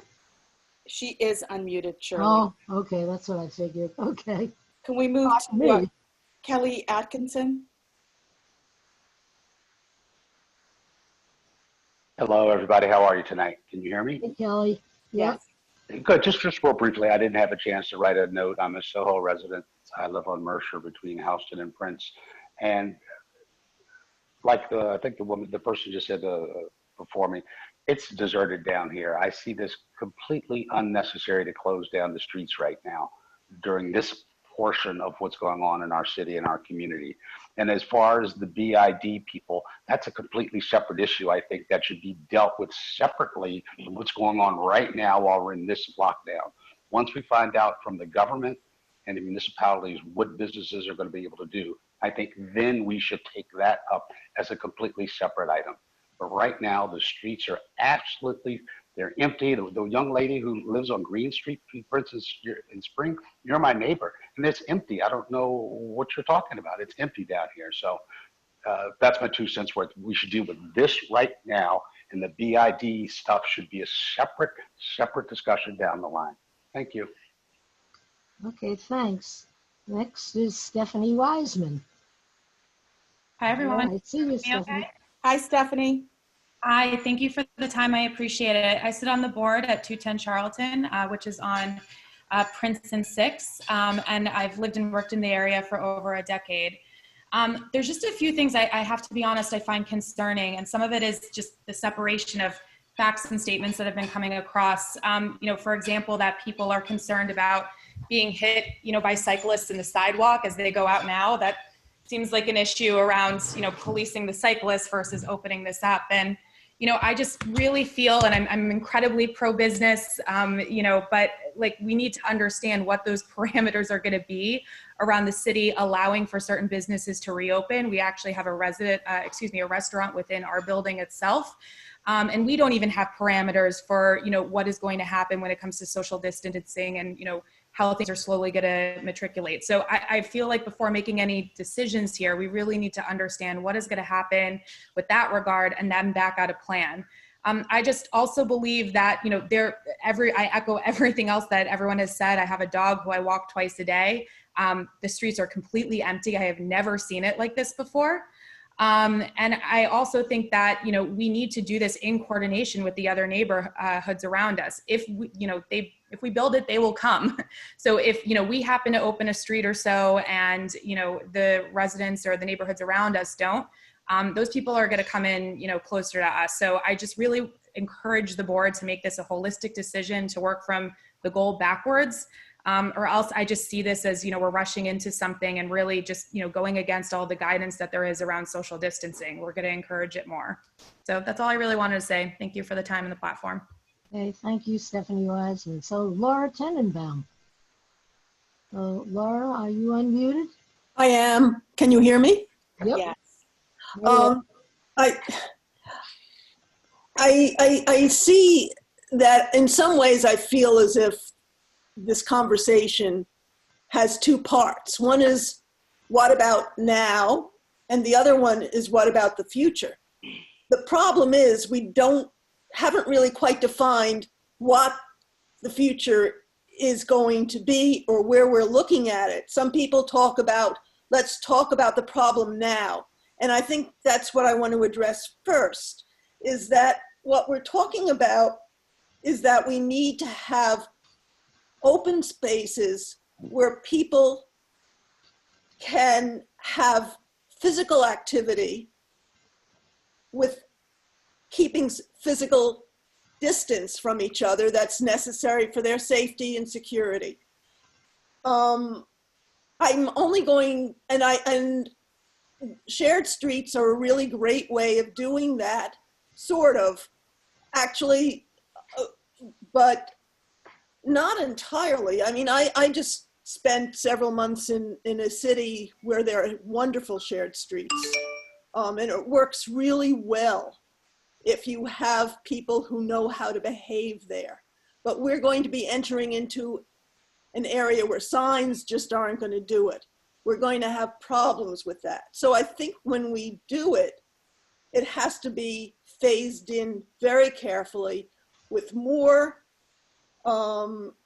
police presence or something like that at the beginning, that perhaps later on, because it's something that you can phase on. But I want to go back into Soho because I only have a few seconds left. And I want to suggest that for Soho, the only thing that we really need in terms of pedestrian space is to open up Petrosino Square Park pedestrian plaza again. Okay. I'm going Thank you, Laura. I'm sorry, I have a lot more to say. I wrote something to you, and I hope you do read it. Okay, thanks. Thanks, Thank you Laura. very much. Okie doke. So now we have, David Antilli has spoken already, I thought. Well, were you the one that didn't speak, but had your hand up before? He hasn't spoken on this topic, Shirley. Oh, okay. Am I on? Yes, you are. Thank you. So I just want to really quickly jump through 5 points very quickly. I think there's a cultural problem about cyclists and pedestrians and automobiles sharing streets. I just don't want open streets to become closed streets when it comes to emergency vehicles, commercial deliveries, especially the trades. Like getting. I mean, it seems like it seems like nobody's considering the residents and businesses that actually need to do things and have things come in and out. A lot of this is sort of ignoring that, I feel. That's my feeling anyway. Like, like the trades coming in from outer boroughs, et cetera, have a really impossible time already. And well, not now under this COVID thing, but just in general, they've always had an incredibly heavy lift just to get, I don't know, a large commercial plumbing valve installed into the basement of a building. It's always been very, very difficult. And I just fear that these open streets, in quotes, are going to become a permanent fixture and make it all the more impossible to do anything in Manhattan. Manhattan, I mean, I live on University and 12th, and it's totally choked. The northern section of University Place I want to talk about for a second, because William Kelly, and I like William a lot, but he mentioned that it's been successful. He sort of said it in passing, and I don't know how confident he was in that statement. 4 out of the 8 businesses on that block are permanently closed. That was before COVID. So I don't know that that's a glowing endorsement of that idea. How about this? And this is going to be controversial, but how about getting rid of residential on-street parking en masse? How about just getting rid of residential on-street parking in totality and replacing it with my own, special, my little pet project here, replacing it with metered commercial parking so that people who need to actually get things done can actually get things done. And my concern about all of this is, what guarantees do we have from the city, from the community board, from anybody, that these changes, which right now I can understand, we need to keep social distancing, that these changes won't become permanent once we have a vaccine and this goes away? Thank you so much. Right, thank you. Okay. Eunice Lee. Hi, thanks again for letting me speak. I have a small business on Elizabeth Street, and there are, again, I said, a bunch of us from Elizabeth Street who are residents and small business owners. And I think I'm a non-essential business. I have a clothing retail store, but my friend Kazusa, and I think many of you guys may know her restaurant called Lovely Day, she is able to be open. So for me, as a non-essential business, I don't feel like the closures would have a big impact. But as soon as the city starts to allow openings, I think that's my concern. Like, what happens when I'm allowed to be opened as a business, and how do we go, what would the transition look like or if my street is closed on Elizabeth Street? And, what's the timing? What are some of the timings that you guys are looking into? And then, that was my biggest point. And then one thing that I think some of us were asking about is whether or not the restaurants that are currently open, since they're probably one of the few businesses that are able to be opened, is could they expand their seating outside potentially if there is social distance seating spacing? Okay, thank you. Well, that's a suggestion we will take into consideration. Thank you. Okay, so who have we? Oh, we've got Samira Lavinia again. Am I pronouncing that right, Samir? Yeah, that's perfect. Can you hear me? Yep. All right, perfect. I just wanted to quickly say that, earlier you said that, if the Soho residents don't want the open streets, that they won't get them and we can put them somewhere else. And in the chat, someone told me that I should volunteer my own street. So I'm going to do that right now. I would love to volunteer Barrow Street. I would love to volunteer all of the West Village, actually. And if Soho doesn't want those streets, I would gladly take them so I can walk, I can run, I can bike, I can make sure that I can be socially distanced from anyone else, and I will gladly take them in the West Village. Thank you. So that's Barrow Street. Samir, can you just tell us where on Barrow Street? I live on Barrow and Hudson. Okay. Yeah, there's a lot of cars going quite quickly on Barrow Street. It's like a very small street, but cars still go quite quickly. And please, appreciate closing that. That'd be great. Thank you. Thank you. Okay. So, Corey Kunz is here yes, we were looking for somebody from the Hudson Square connection. So, Corey, are you ready to speak? Give me 1 second. We're having a problem unmuting. Oh, okay. Well, I don't know if you were here before, Corey, but we were talking about what kind of effect opening streets might have on businesses. And some of the other bids had testified that they felt that it would be beneficial. So while Ritu is fixing our technology there, I will put that into your mind, and maybe that's one of the things we can address from Hudson Square's point of Joe, view. can you try it? It's not going through on my end. And Corey is unmuted from his end, right? Oh, Corey, can you unmute from your end, please?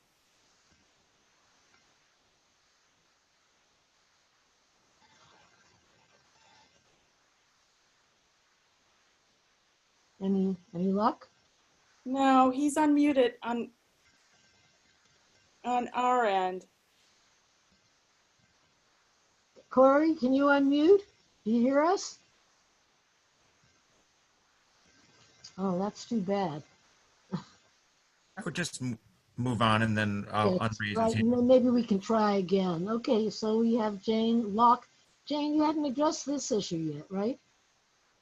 Hello, can you hear me? Hi, we can hear you. Sorry, what was your question? Hello? Hi, can you address this third point you're talking about, open streets?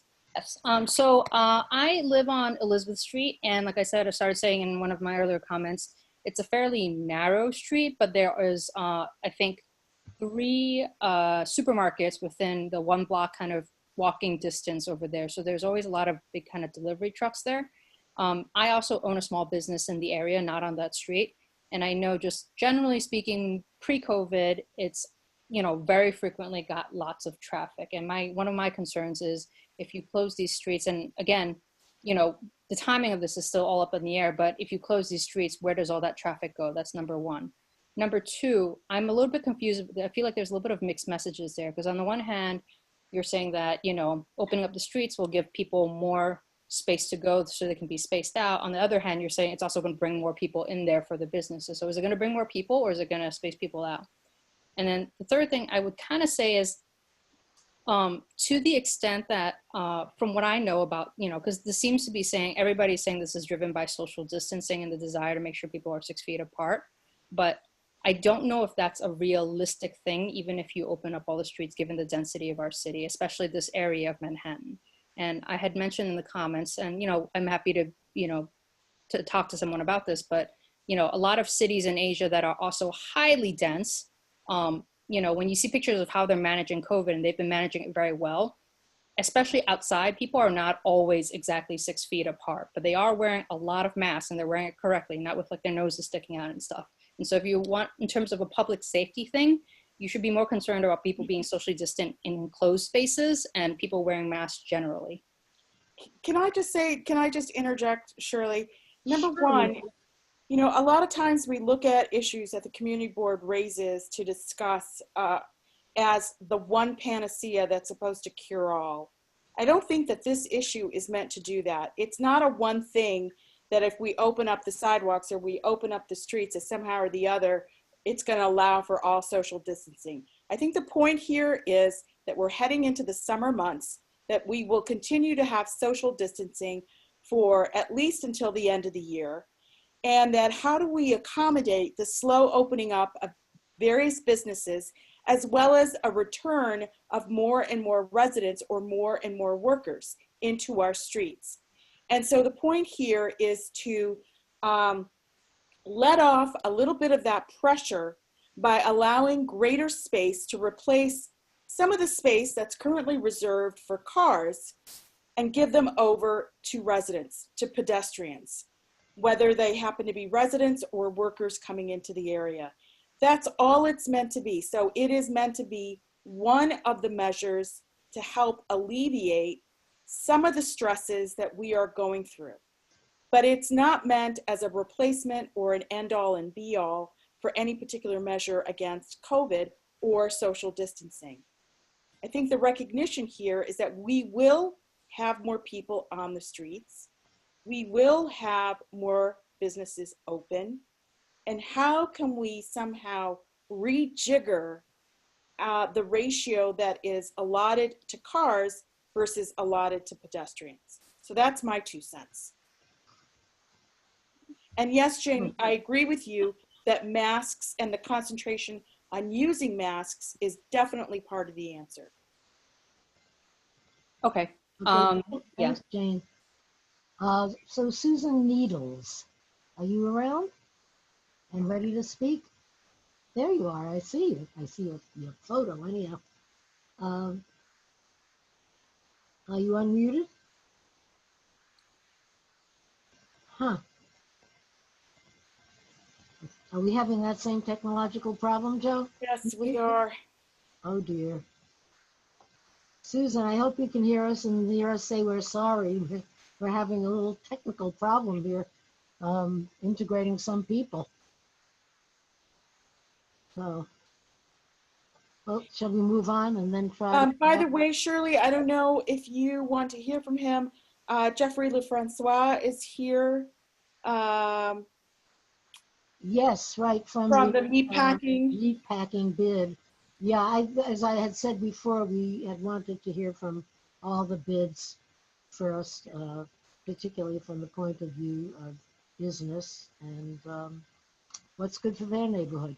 So Jeffrey, are you available? And I don't see you. I see your name now. Do you hear us? I'm here. Can you hear me? Oh, good. We can hear you. Yes. Hi, Jeffrey. Hi, everybody. It's nice to see those of you that I can see on camera. Thanks for noticing my joining, Rita. I appreciate that. We're coming from the angle of, you know, the times I've walked down to meatpacking. I live in Hell's Kitchen and walk down. The place I see social distancing happening most successfully is within our very expansive plazas that folks can walk the dog, safely get to the grocery store, to the doctor's office, and do so because we have some pretty wide expanses down there. My colleague Evan and I, we have looked at given streets in the neighborhood and think that if the community does have a desire for them, there's certainly streets that would work better than others that could continue to accommodate for business delivery when we start to reopen the neighborhood and reopen non-essential businesses as well. And likewise, considering what the needs of our peripheral residents would be. The ones that are in Community Board 2, we think could potentially be 13th Street from 8th to Hudson, Gansevoort Street from West 13th over to 9th Avenue as a potential for phase 1. We've heard some interesting proposals about what we call meatpacking proper. So sort of that whole area around Washington Street and 9th Avenue and all the side streets there. Now that would be if we were using this shared street model, which allows for vehicles to pass at a slower speed, for deliveries to be accommodated, and for more space to be made for pedestrians. But it's my understanding the city might be looking to do a more not shared street model. So if that were the case, we would definitely want to be making sure that business, deliveries can still be accommodated. We don't have a lot of businesses that have big loading bays, berths that are used anymore, but I imagine there would need to be some serious discussions to be had were we to close off some of those places, which is why our recommendations are just our initial thoughts were around those streets I had mentioned. Right. Okay, thanks, Jeffrey. And you don't want to mention any of those other streets around the meatpacking area? The ones we saw as being potential to, provide what we see as the goal here, some kind of additional space for proper physical distancing. Ideally, that connects to the wider network of things. There should, in some sense, be a network. And also with the swiftest means of implementation, we thought the ones I mentioned made the most sense. Others certainly could be considered. Okay, thanks so much, Jeffrey. Thank you, guys. Thanks, Jeffrey. Before we go to the next person, can I just request Corey Kuntz and Susan Needle, if you could try to unmute your mic from your end, perhaps you'll be able to speak. We've unmuted you from our end, so if you could please try to do that. I will call on you after Devin's cipher. Devin? Yeah. Okay, so they still are not unmuted, right? Oh, there we go. Devin, yeah. I'm in. Thank you. Thank you for calling on me. And thank you for deliberating this challenging topic. I had something prepared to say, but truthfully, Like so many things today, everything is complicated. But what I do want to say is I think what's being a little bit lost is there are things in our system that get exposed at a time like this that were problematic to begin with. So we have the issue of safety needing the 6 feet of distance, putting pressure on us to have enough space on our sidewalks. But we're combining that with the problem already of pedestrians' risk in the neighborhood. I was run over by a double-decker bus crossing 6th Avenue and 4th Street in 2015. I spent 3 months in the ICU. I shouldn't be talking to you. I'm fortunate that I am. My goal is to prevent other people from having the same problem. There are intersections that using the open street, shared street approach can help solve problems that were already there while also dealing with the COVID problem. Issues where turns come at weird angles, such as 6th Avenue and where I got hit at 4th Street and 6th Avenue and Bleecker. There are areas where you can be killing more than one bird with 2 birds, 1 stone, and also moving forward, the concern about what's happening now obviously is less important than what's going to be happening in the next week or 2 or 4, 8. I appreciate all the attention you're giving to the issue, and I look forward to us all trying to stay safe. Thank you. Okay, thanks, Devin. So now, have Corey or Susan unmuted? No. Is it possible they're not hearing us? I'm not sure. Whatever. Barbara Backer, can you hear us? And can you unmute? Oh dear. Hold on. Okay. Susan Needles is unmuted, and so is Barbara Hi. Backer. Hi, Susan. Hi, I Hi. think I lost you. Well, you can hear me. Yes. I have a question. Are other community boards and is there a map of the city, of Manhattan in particular, or all parts of the city, where the mayor has the streets that he proposes of this 40 or whatever number of miles, so that we can really look at the distribution of how this is being seen by the city in general? Well, we have a map of proposed streets, and we also share have that with us? Google's map. Well, I guess so. Ritu?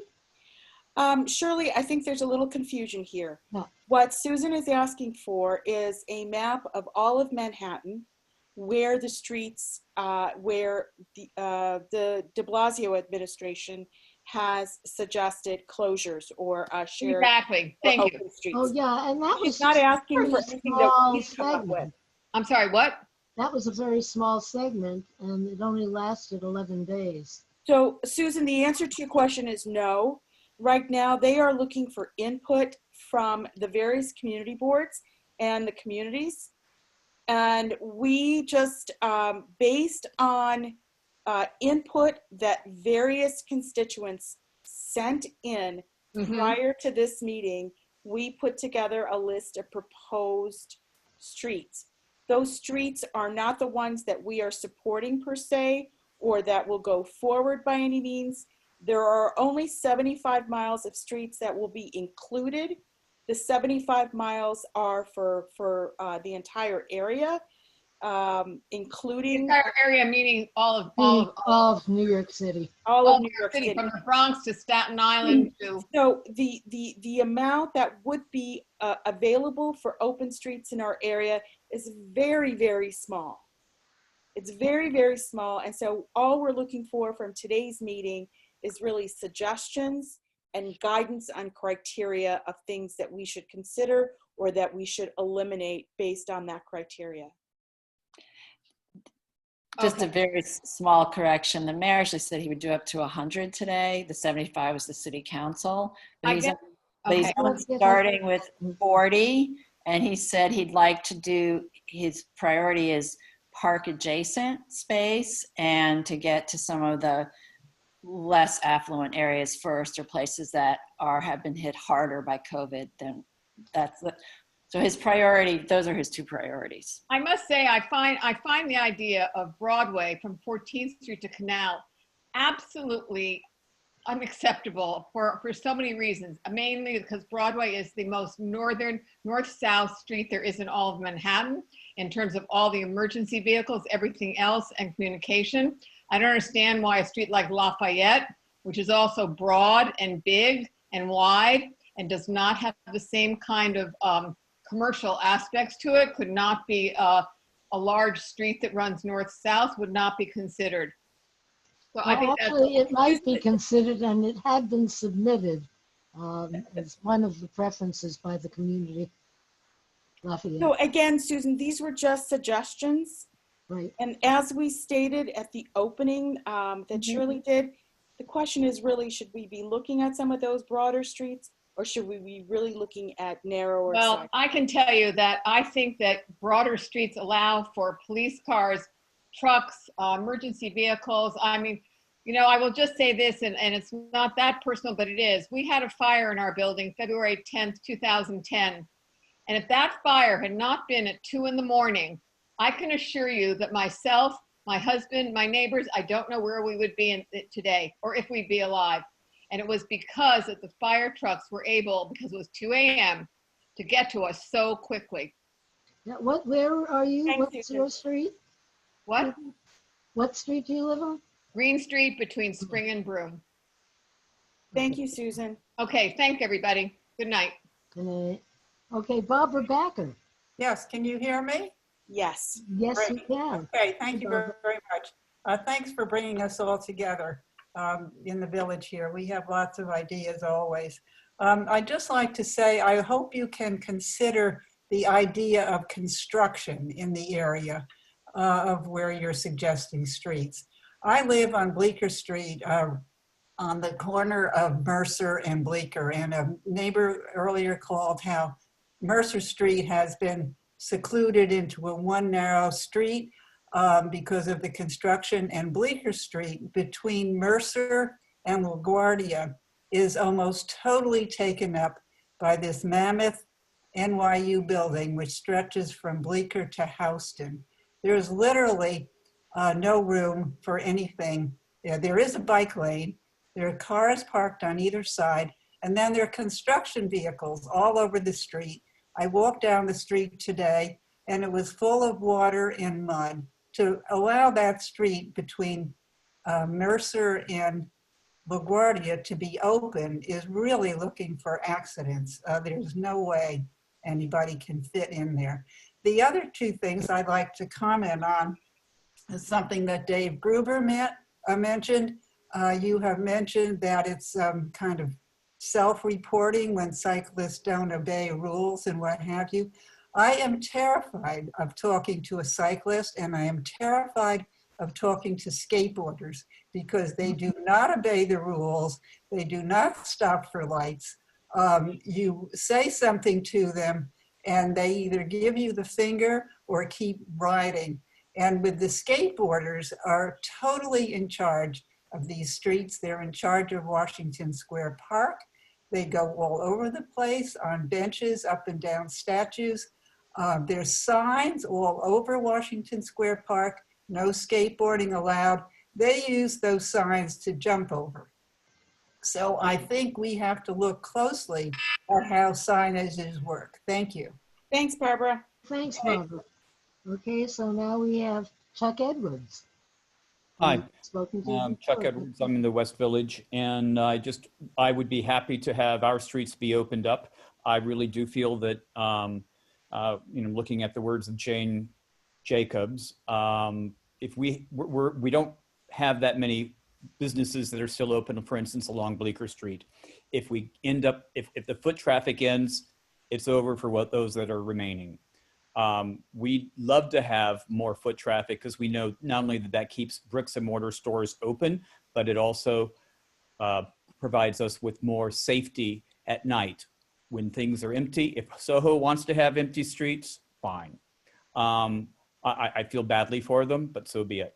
I'd like to see a thriving city with lots of stores, with lots of foot traffic and business, and more importantly, safe distancing for those that are elderly. My friends and neighbors who have kids who are trying to learn how to ride a bike, who are turning 13 and can no longer practice on the sidewalks. It would be nice for them to be able to do it in their own neighborhood. I'd like, you know, I'm a little bit worried about the NIMBYism I hear, and the us against them. I don't make categorical assessments of all drivers, but there are indeed some drivers who go exceedingly fast, particularly now with these empty streets. Thank you. Thanks, Chuck. Where do you live or work? I'm on 10th and Hudson. 10th and Hudson.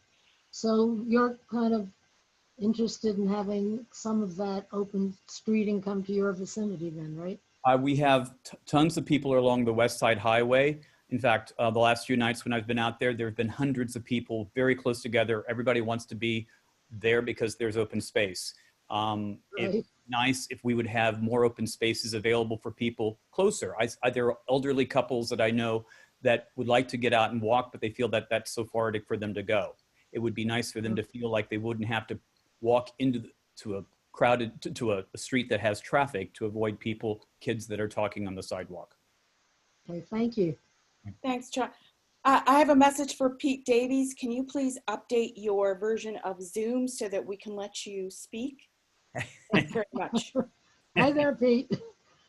So we have, after Chuck, we have, John Shore. Jan, right?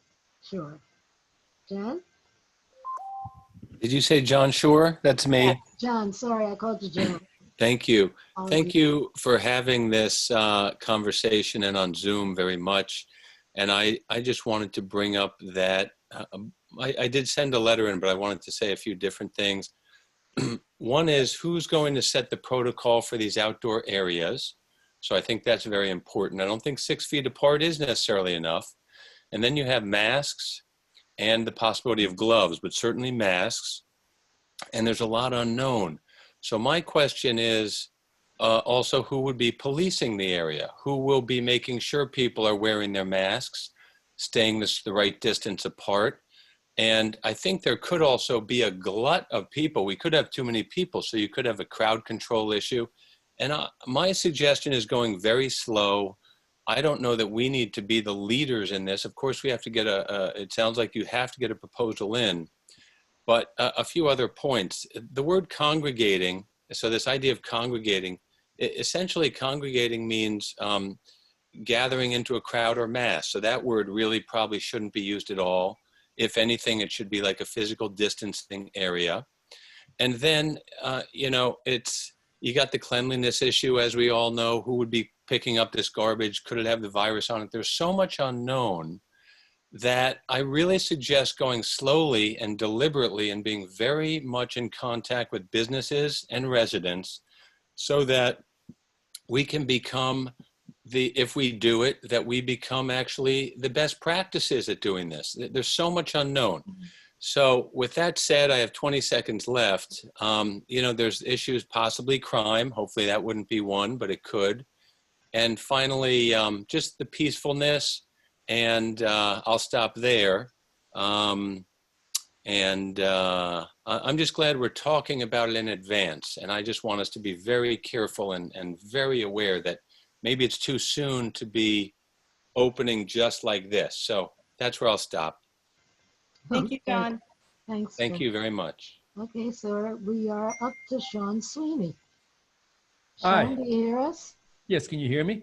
Yep. Okay, good. Hi.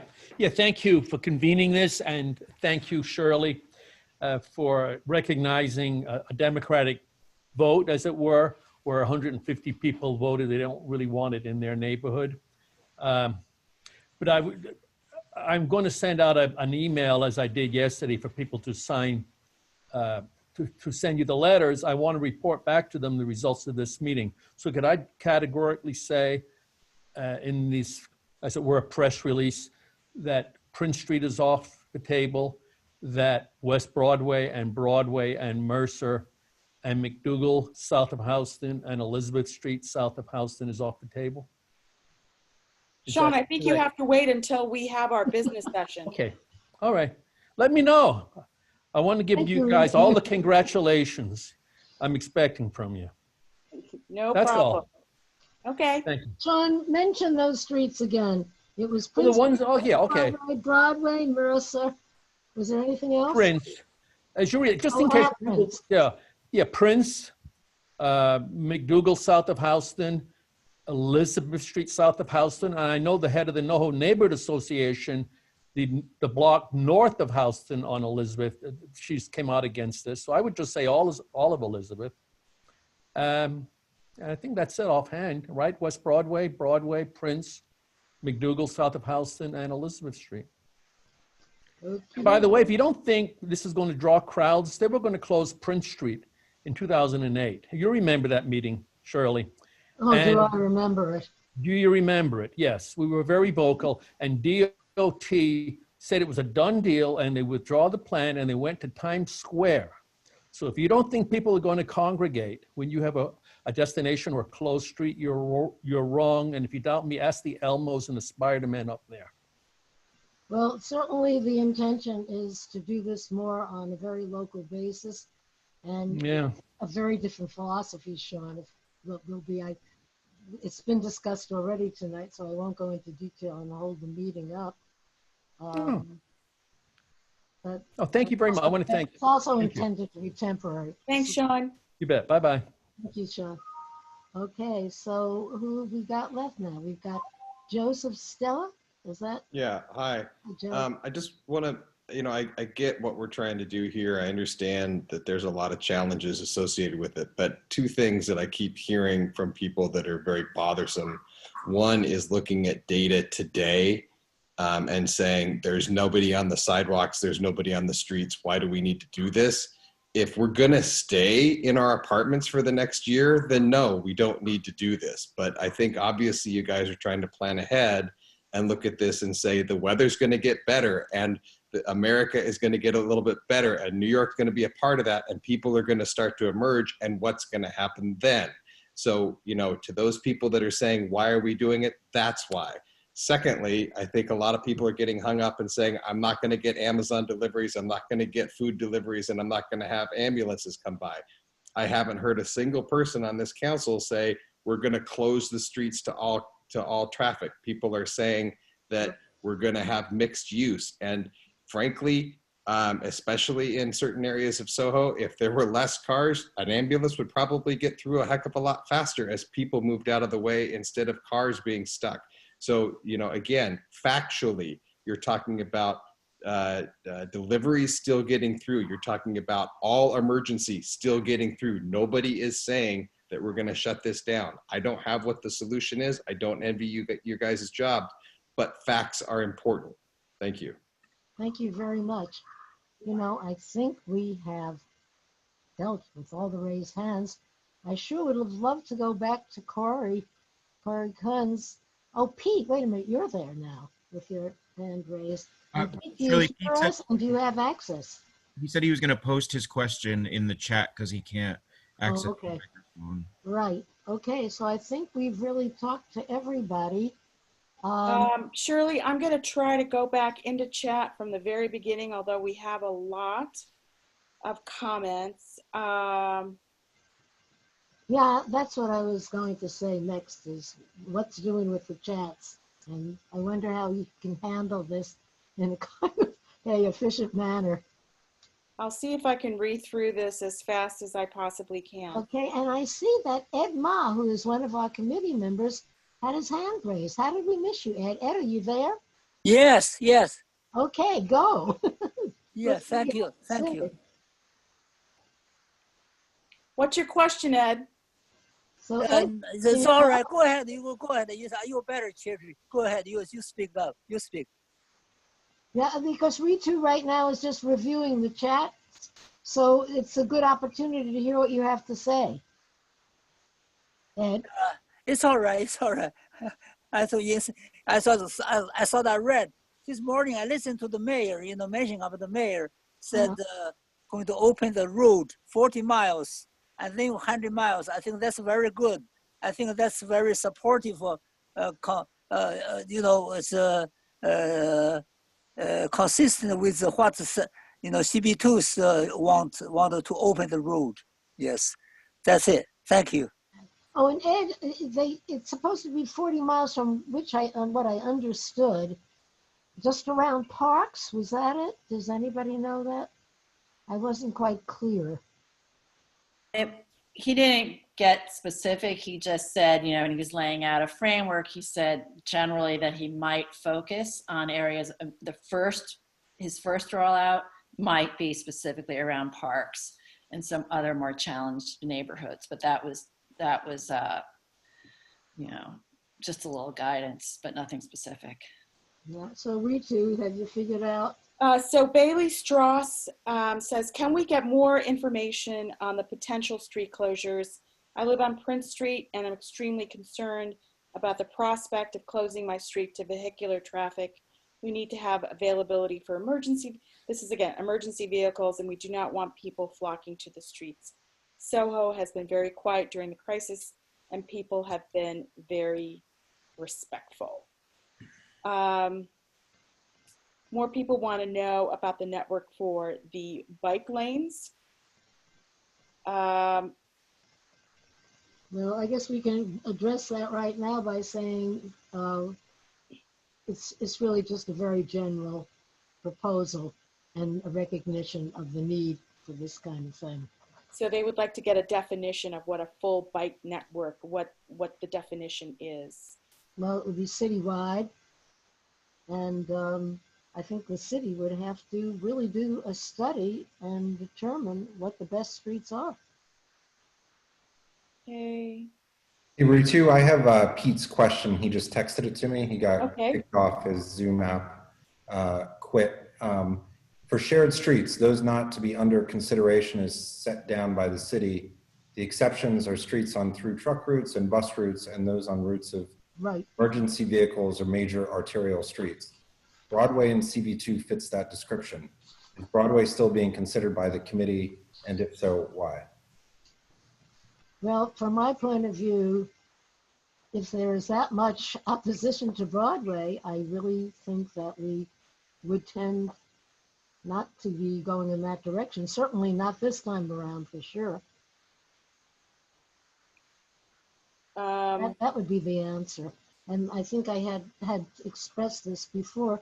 I guess Pete hadn't heard what I had said, which was that there had been such an outcry, 150 letters or almost that, against any place in Soho, including Broadway, that there are certainly so many other areas that really are requesting this kind of coverage that I don't think it's in the spirit of what we're intending to force Broadway on the people in Soho.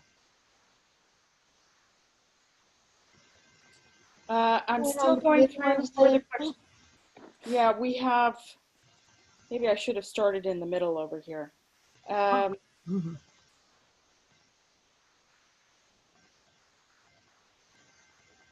trying to see if there's anything on here for questions. It's a lot of comments on the bike lanes.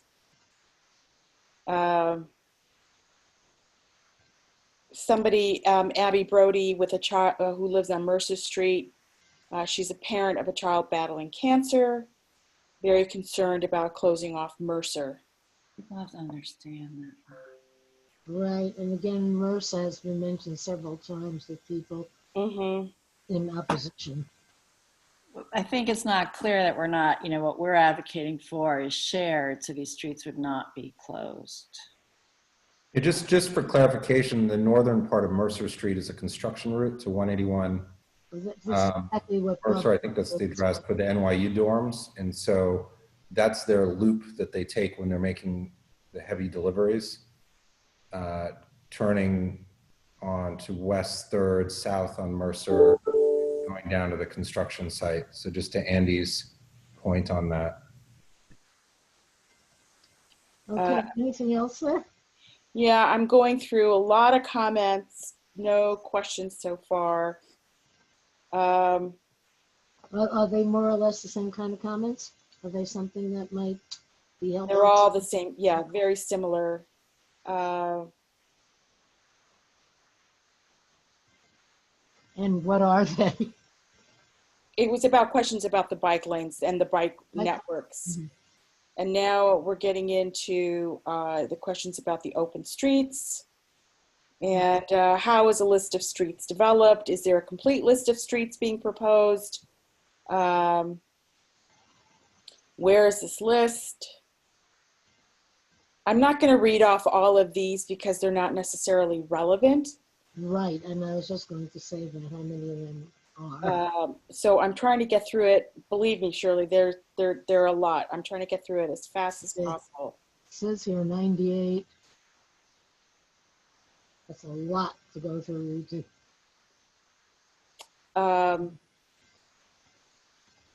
How will you ensure that streets are only being used by quote unquote locals? How do you open streets only for residents and locals? Pragmatically not possible. Yeah, but I would guess that there would certainly be some people who aren't locals, but I think by the nature of it, if it's being done, this kind of plan, which is proposed for the entire city, that if there were enough facilities of this sort in their neighborhoods, there would not be the need to start seeking out other neighborhoods and streets. That's my take. Mm-hmm. Oh, by the way, committee, please do join in with your own takes on this.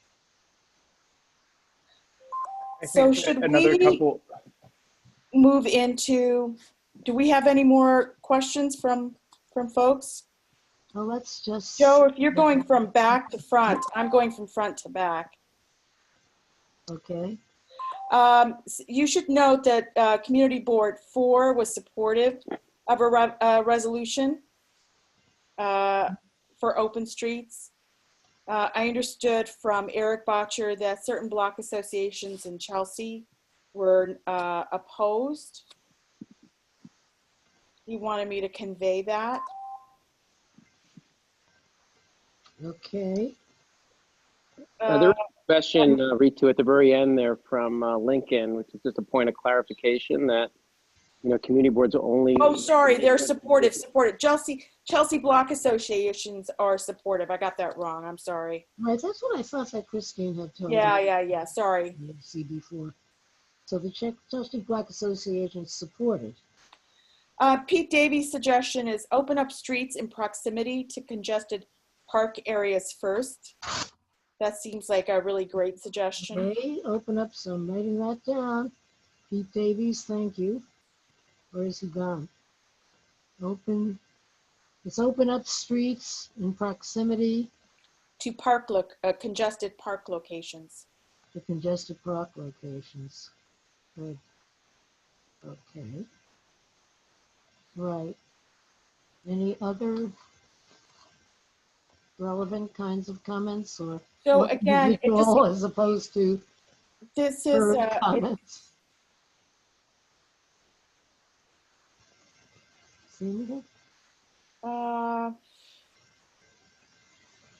I think we've got most of them. I think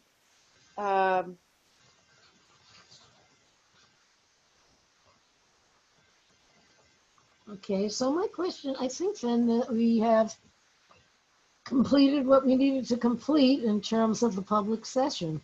And usually what we do now is we go into our business session to discuss this among committee members, and anybody else is invited to stay and listen.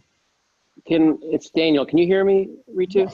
Yes. All right. Yeah, just the question that Lincoln had, I think, is a good one as a point of clarification, that we're just being asked to make recommendations, and anything that we do is not set in stone.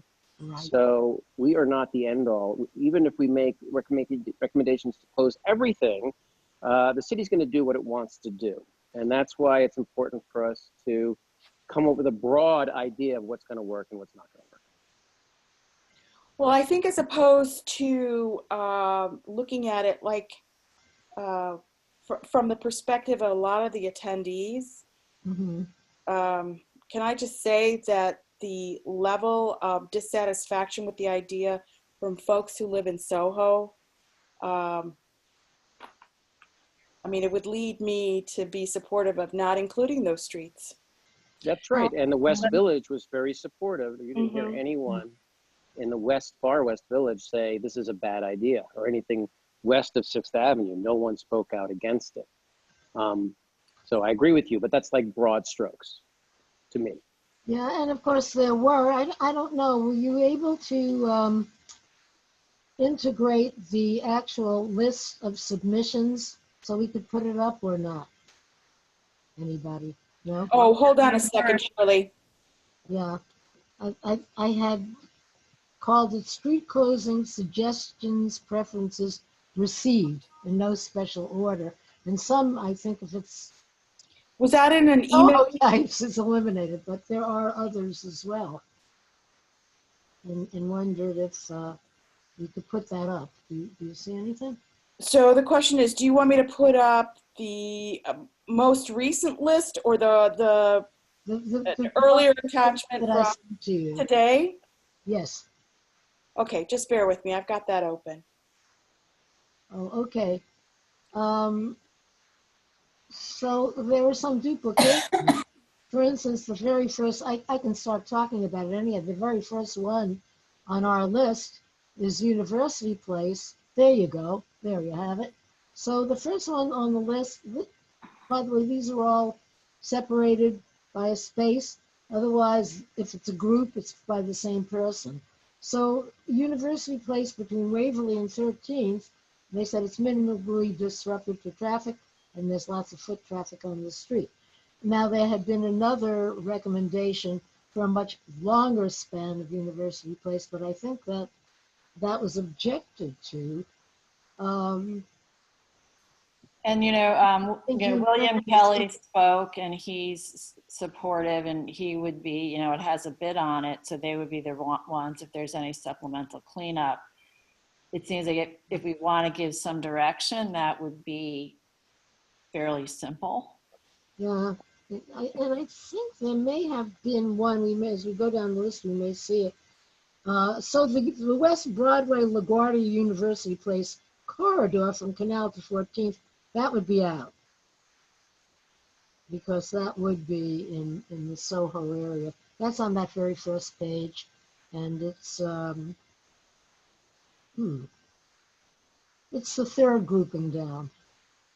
But I believe there was even someone who asked for maybe another block south on University Place, which would, I guess, be the West 4th.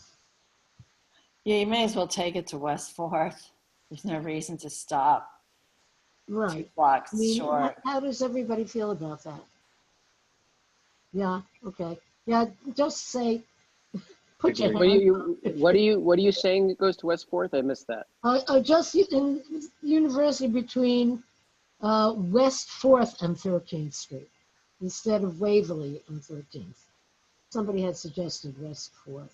That's the next block down. Yeah, I don't know objection from me. Yeah, we already passed the resolution on it, so. Yeah, that's true. We had I think we asked for shared streets. We actually asked for a greenway, I think, too, as the next step. But in this case, we would be talking about a shared street. Yeah, shared. So, I mean, just raise your hands if you agree, or say how, yes, okay. So, then McDougal Street between 8th and Prince, I guess does that fit into the Soho area? Did Sean say McDougal? Anybody have a comment? Sean said McDougal below Houston he wasn't for, but I think McDougal. So then McDougal actually between 8th and Prince? Well, that is below Houston. Yeah, that would be 8th and Houston. It's north of Houston. But Prince is just one little block. There was also somewhere in the chat room that somebody said they lived in Soho and all of her neighbors wanted shared street. So that's definitely not the case. This is Coral. I don't know anyone in Soho that wants this. I can find except for Susan. Sorry. Well, actually, there must be more. Coral, I just have to tell you, there's got to be more because these are the suggestions we received. How many people submitted those suggestions? Well, not Was the total amount of people? More than one person for each of those suggestions. Yeah.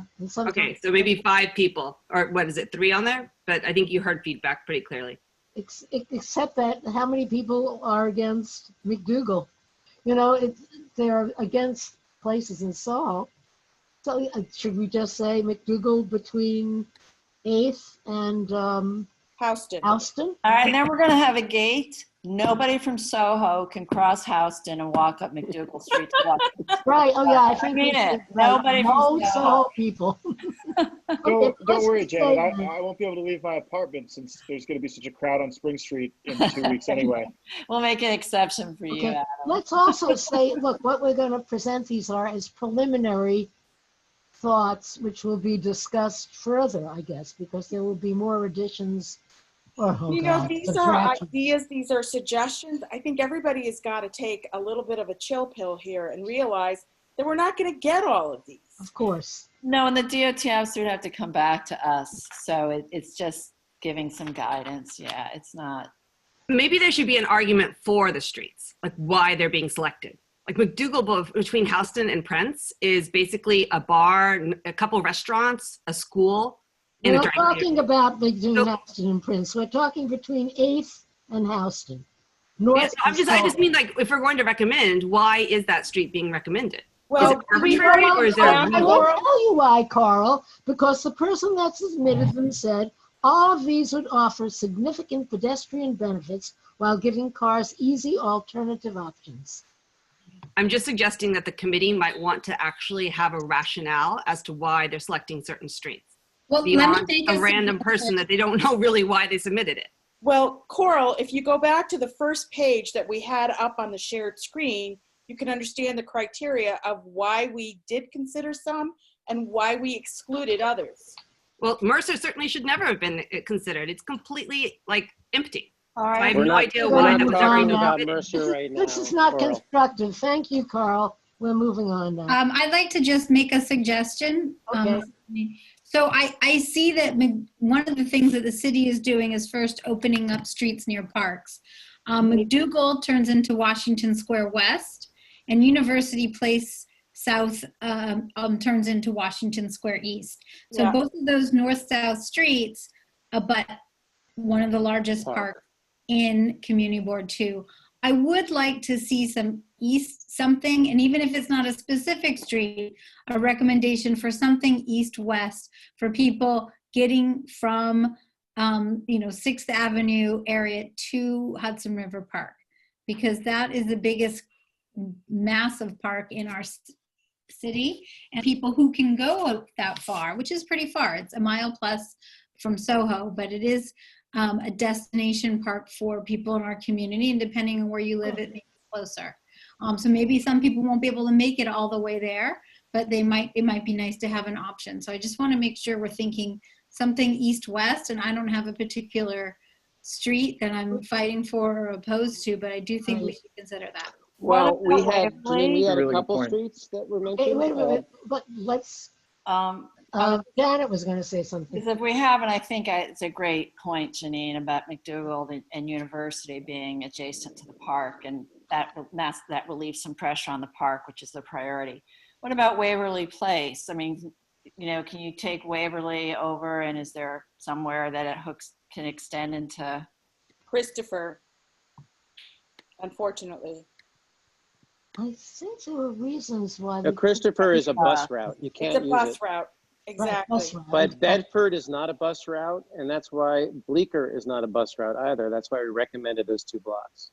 And that's why we also recommended Bank Street that connects to Bleecker. You know what, I think I'd like to complete this thing with Janine. What about Waverly? It is a smaller street. There is no need for any kind of emergency access. It's a special street for emergency access. I don't think it fits into the exceptions. So maybe we should say Waverly is a consideration. What do you think, Janine? I wouldn't want to, I personally wouldn't want to recommend specific streets that we didn't highlight in a notice to the public. But I do think there's got to be something. Waverly is more north-south. I mean, it does change directions, but it goes to 6th Avenue, then it goes up to Bank Street, which I guess goes up to Bank Street. That was in the resolution that gets you to the river. I mean, can be a nice route. Streets get. Well, maybe what we could say is an east-west route for people getting from the 6th Avenue area to Hudson River Park. For example, Waverly. And well, Waverly is frankly, if I was trying to get to Hudson River Park, Waverly to Bank would be a very circuitous route. Okay. So can we see the map? I'm looking. What about Waverly to Barrow? Barrow's a nice street. And didn't somebody recommend Barrow? Yes, somebody wanted Barrow. No, they recommended Bedford, not Barrow today. No, they recommended Barrow. Earlier in the communication, he said Barrow and he lived at Barrow and Hudson. All right. It was a second. So Waverly to Barrow would be a pretty straight shot to the park, to the Hudson River. Let's see. Well, it takes off from Greenwich, right? So you want to say Waverly to Barrow? Okay. Do they cross? With you? Yeah, Waverly intersects Barrow just past 6th Avenue, and then you go left on Barrow. Well, we could still say, for example, So, okay. All right, going down our list, this is still from the first person. West 4th Street? Guys, I'm looking at the map and they don't, maybe we should say, those streets don't intersect. I mean, I'm looking at the wrong one. What about Washington Place? I meant Washington Place. Because Washington Place goes to Barrow, goes over the river, and that's kind of nice because then you're connecting the two parks. So Shirley, I just want to jump in. There are a lot of neighborhood block associations that represent all these blocks, and we're making suggestions in the absence of talking to them. And Washington Place is a great example. They're very active, and we've reached out to bids, but we're not reaching out. Well, you know what? As I had said to you, Carter, before, it's a matter of what we think is proper procedure, and ordinarily it isn't reaching out to every single block association, but announcing certain things where people can come and give input. Now, this was certainly reaching out so that people could come, and they didn't. Now, we can always say in our resolution that these are preliminary and something about we look forward to input from block associations. I mean, we don't have to say. I mean, we invited the bids to speak. We invited the bids to speak as specific speakers, on their areas. The block association covers theirs. I just think that they're a great resource in actually suggesting more areas. They were given the notices that this meeting was taking place, and they would have been one of the public attendees, Carter. So well, I understand, but you guys reached out to the bids specifically, correct? Yeah, well, they don't usually that was the business committee reaching out, actually, since Dan and Janet are also on the business committee.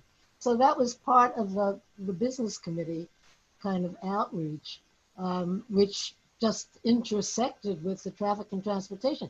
But the point being is we do not have to present this in the resolution as a fait accompli, but just what we have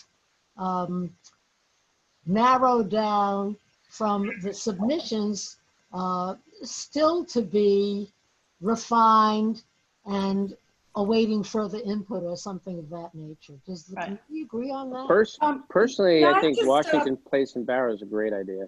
Okay, can I just interject over here, Shirley? I don't know if it's appropriate or not, but Eric Botcher wants to speak so he can clarify certain things. Is that okay?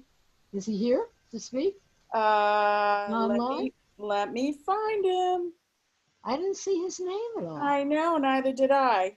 But I mean, I think we're gonna just oh, there we go. There we go. Hi, everybody. Hi, Eric. How are you? Exhausted.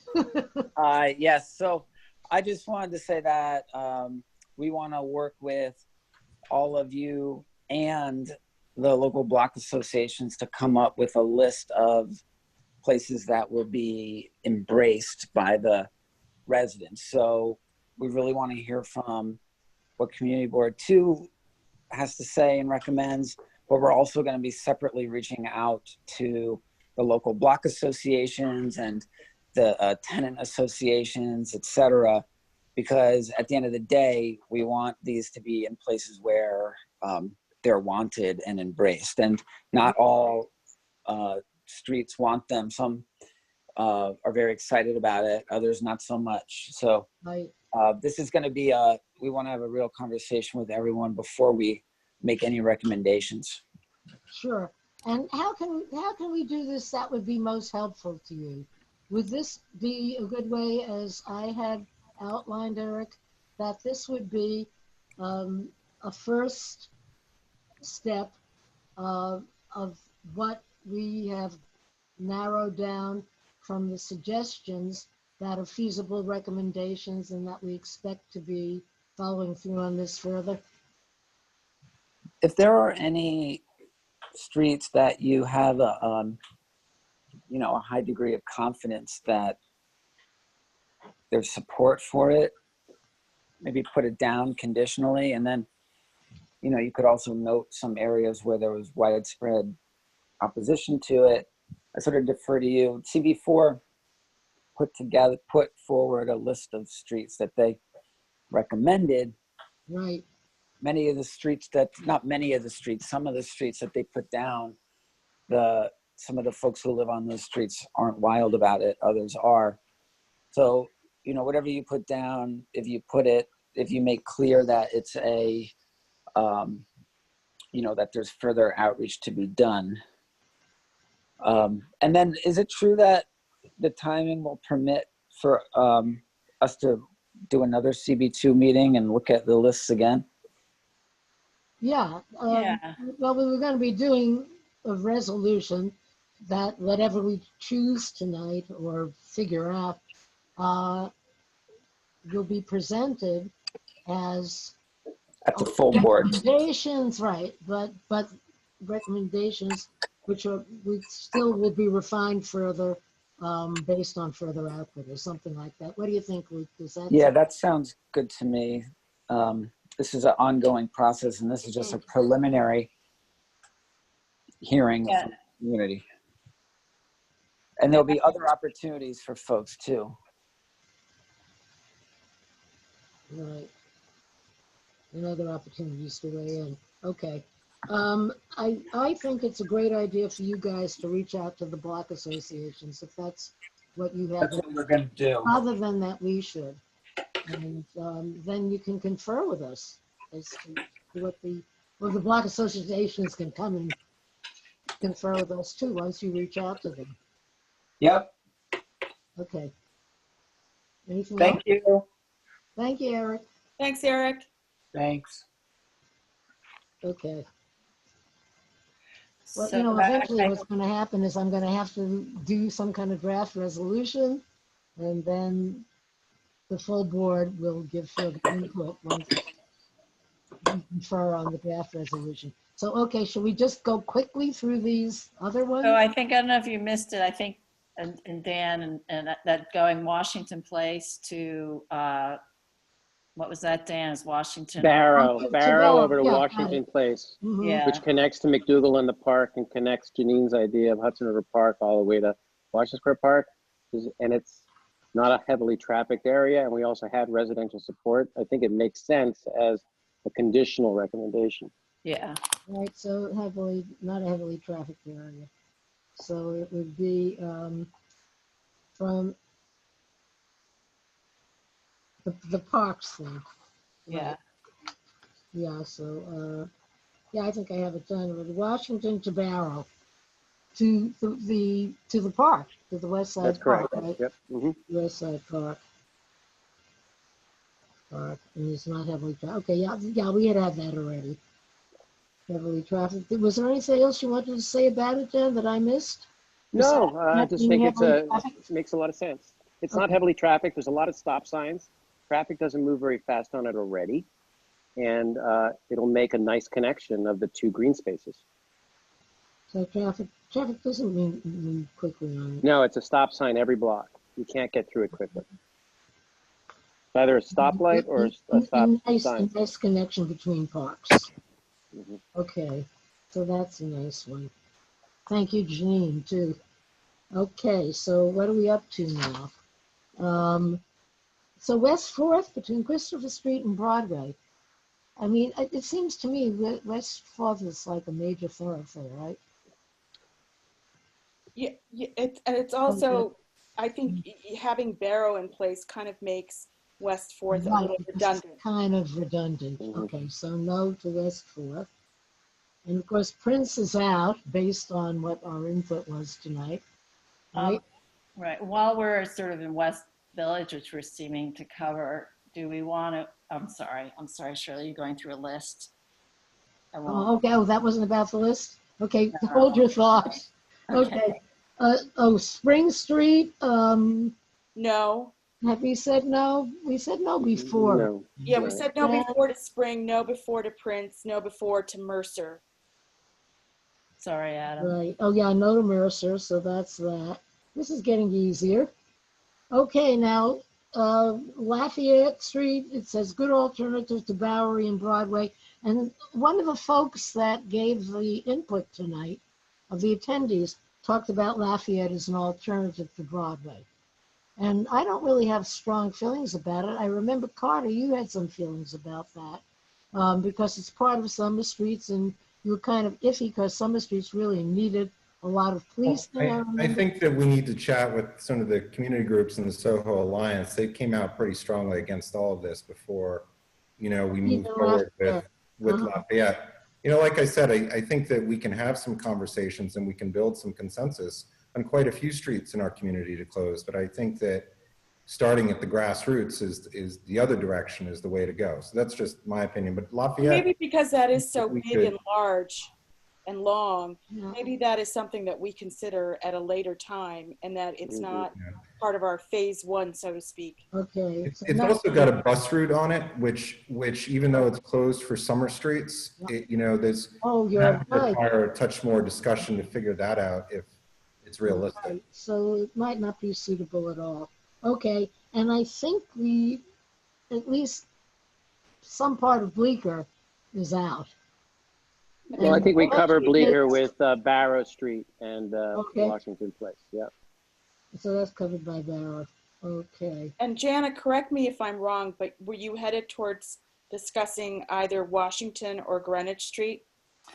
Well, I was thinking about Jeffrey's small suggestions in the meatpacking, and then yes, Greenwich Street as, if we're looking for streets to take pressure off of parks, Greenwich Street would take some pressure off of the Hudson River Greenway. I think Greenwich is better than Washington. And there are a lot of people that are already using Greenwich for biking, for walking, and for exercising. Yeah, it's my running route. It's a very popular street. And it's nice. I don't know where it ends in our district, but it takes you down past in Tribeca. You go by the Children's Park and you wind up at the World Trade Center. Okay, so Greenwich Street from where to where? Maybe from Canal. Anybody have ideas, Janet, for you? Greenwich up to the meatpacking district? Yeah. So and it turns into 9th Avenue. You want to say what our northern boundary is? Would that it goes to 9th Avenue on the north side. Yeah. Okay. 9th Avenue starts either at Gansevoort or Horatio. No, at Gansevoort, sorry. At Gansevoort. We want to say Gansevoort, okay. And what reasons do we want to give for this? It relieves pressure from the Hudson River Park. Oh, right, of course. It also is adjacent to, sort of runs parallel to the Sarah Valley Playground, which is closed, and the Bleecker Street Playground that's closed, and approaches the High Line that's closed. So it connects a bunch of closed parks. And the High Line that's closed, so it kind of fills in there. Okay. On that Gansevoort Street, one of the things is that might be one of the first streets to actually go off the list if it were in fact implemented because of access into some of the hotels and some of the other high traffic things there. And so we might want to comment on allowing one block and at least keep the latter half of it closed. I thought we agreed, Carter, that none of those streets would be completely closed, that deliveries would continue to go on all of the streets. Yeah, I'm just not sure what the hotel's plan is, but I'm just saying if they start having guests staying there, it's a little different than the deliveries because it's. And the deliveries are actually made on Hudson for the Gansevoort Hotel. Yeah, I meant guests coming in cars and stuff like that and whatever. If they become active, I'm just saying that that would be a challenge on that. We hadn't even discussed Gansevoort though, had we? Jeffrey suggested Gansevoort from 13th to 9th Avenue. Oh, Jeffrey just said that. Yeah. So does that make sense? I mean, to me, it seems okay. And he said that's adjacent. Is that adjacent to the plaza there? Yeah. Yeah. Right. So what is it? Gansevoort from where to where? He said from 13th to 9th Avenue. 9th Avenue. And it's adjacent to the Gansevoort Plaza then? Yes. And then he also wanted 13th between 8th and the Hudson Any objections on that? I know that the folks on 13th off 6th Avenue don't want a goddamn thing. No, but this is like 2 avenues over. This is just one away. little block. All right, so that's 13th between, what is it? 8th to the Hudson River. Is that what he's talking about? 9th maybe. Hudson River. Okay, it's Janet, if you look at the map that I sent you, it's just one half a block. It's 9th Avenue and Hudson for 13th Street. And for Gansevoort, it's between 13th Street and 9th Avenue. Just a short little 2/3 of that triangle part plaza. Being Hudson and 9th Avenue? That for 13th Street, yes. Hudson and 9th for 13th Street. And then for Gansevoort, between 13th and 9th. Okay, got it. Okay. It's on the map. It's just a teeny little 2/3 of a triangle.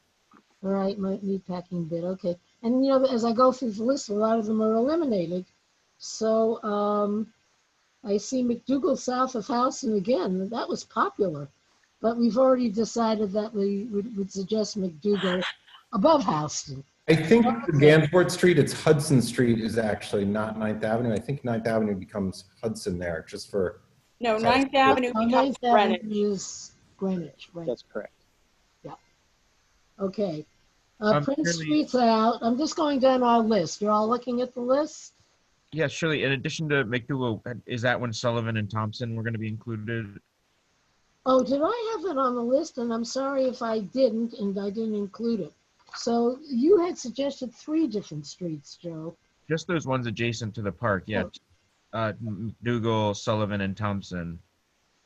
And people are mentioning Lower 5th Avenue. Right, I'm getting to that. Oh, okay. Yeah, it's on that list also. So McDougal, Sullivan, and Thompson, but we have McDougal already, right?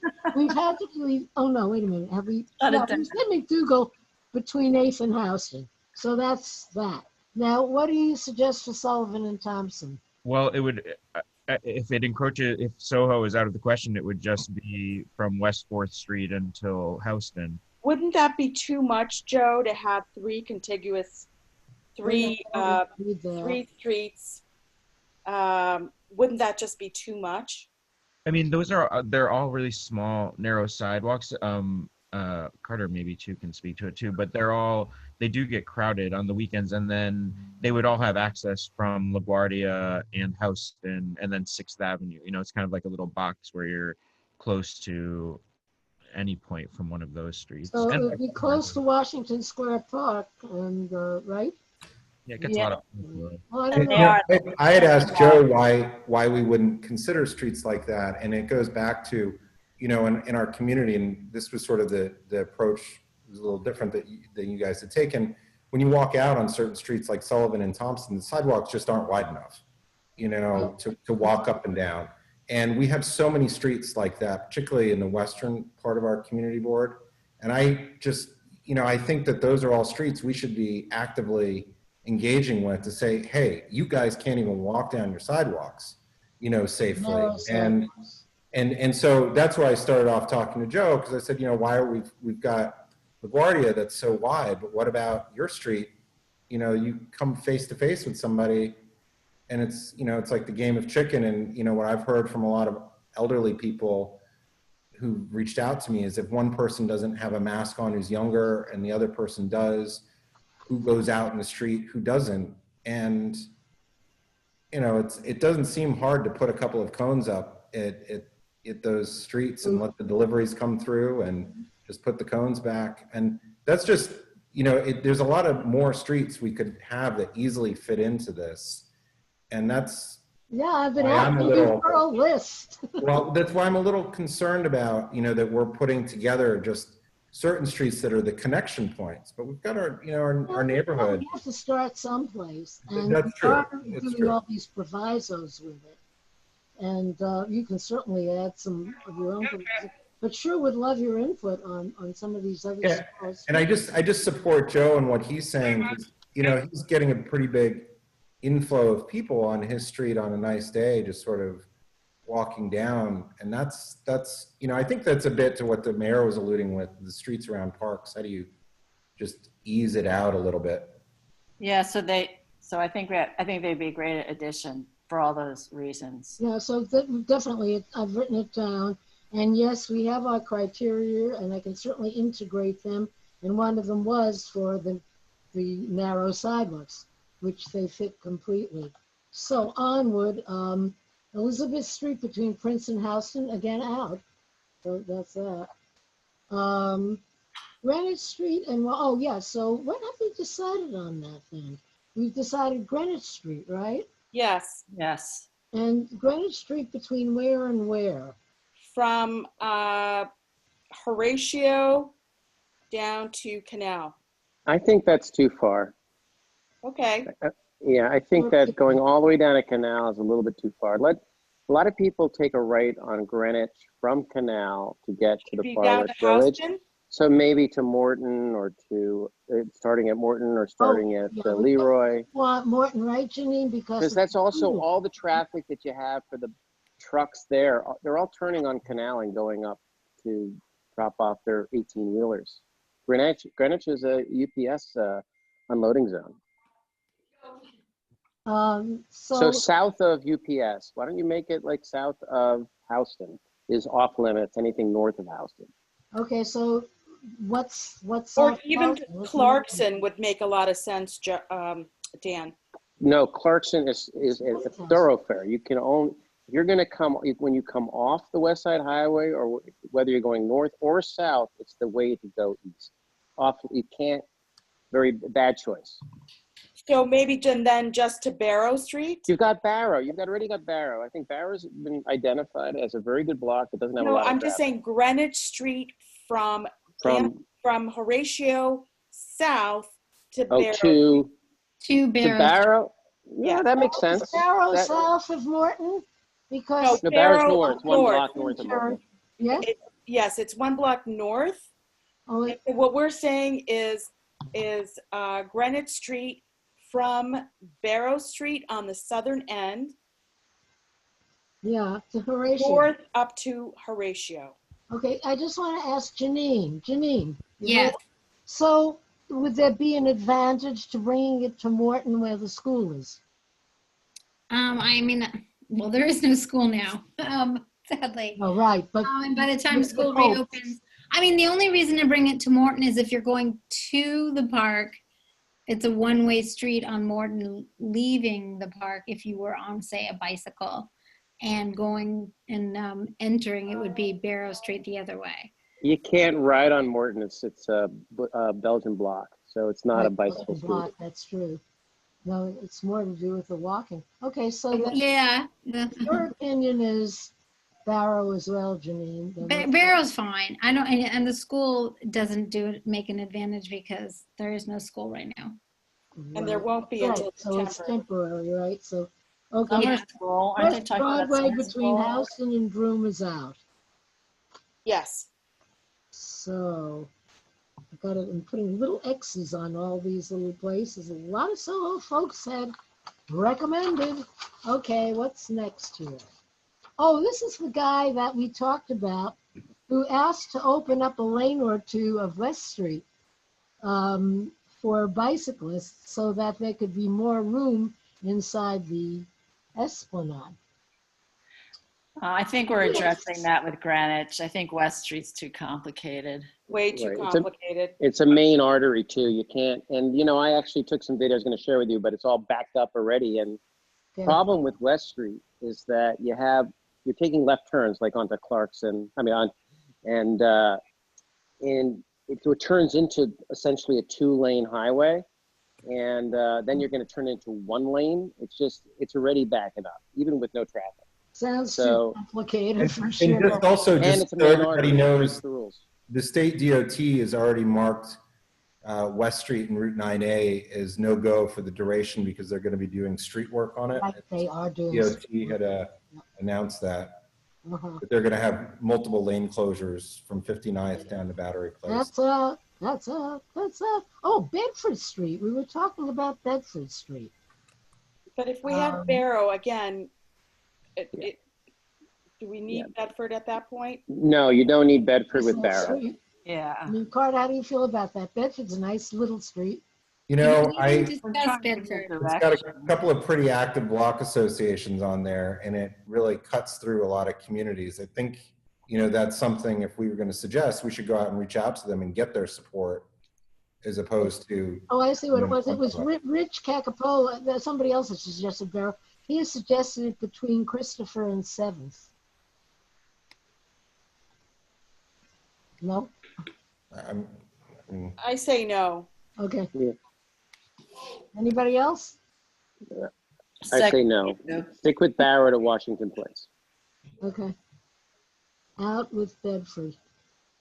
Okay, and I think we just said this. This might be what we were talking about with Jeffrey, right? 13th from 8th or 9th Avenue and Gansevoort Street from 13th to 9th. That's the same one, right? Yep, it is. So there's really not that many. Duplicate. Okay. All right. Let's see.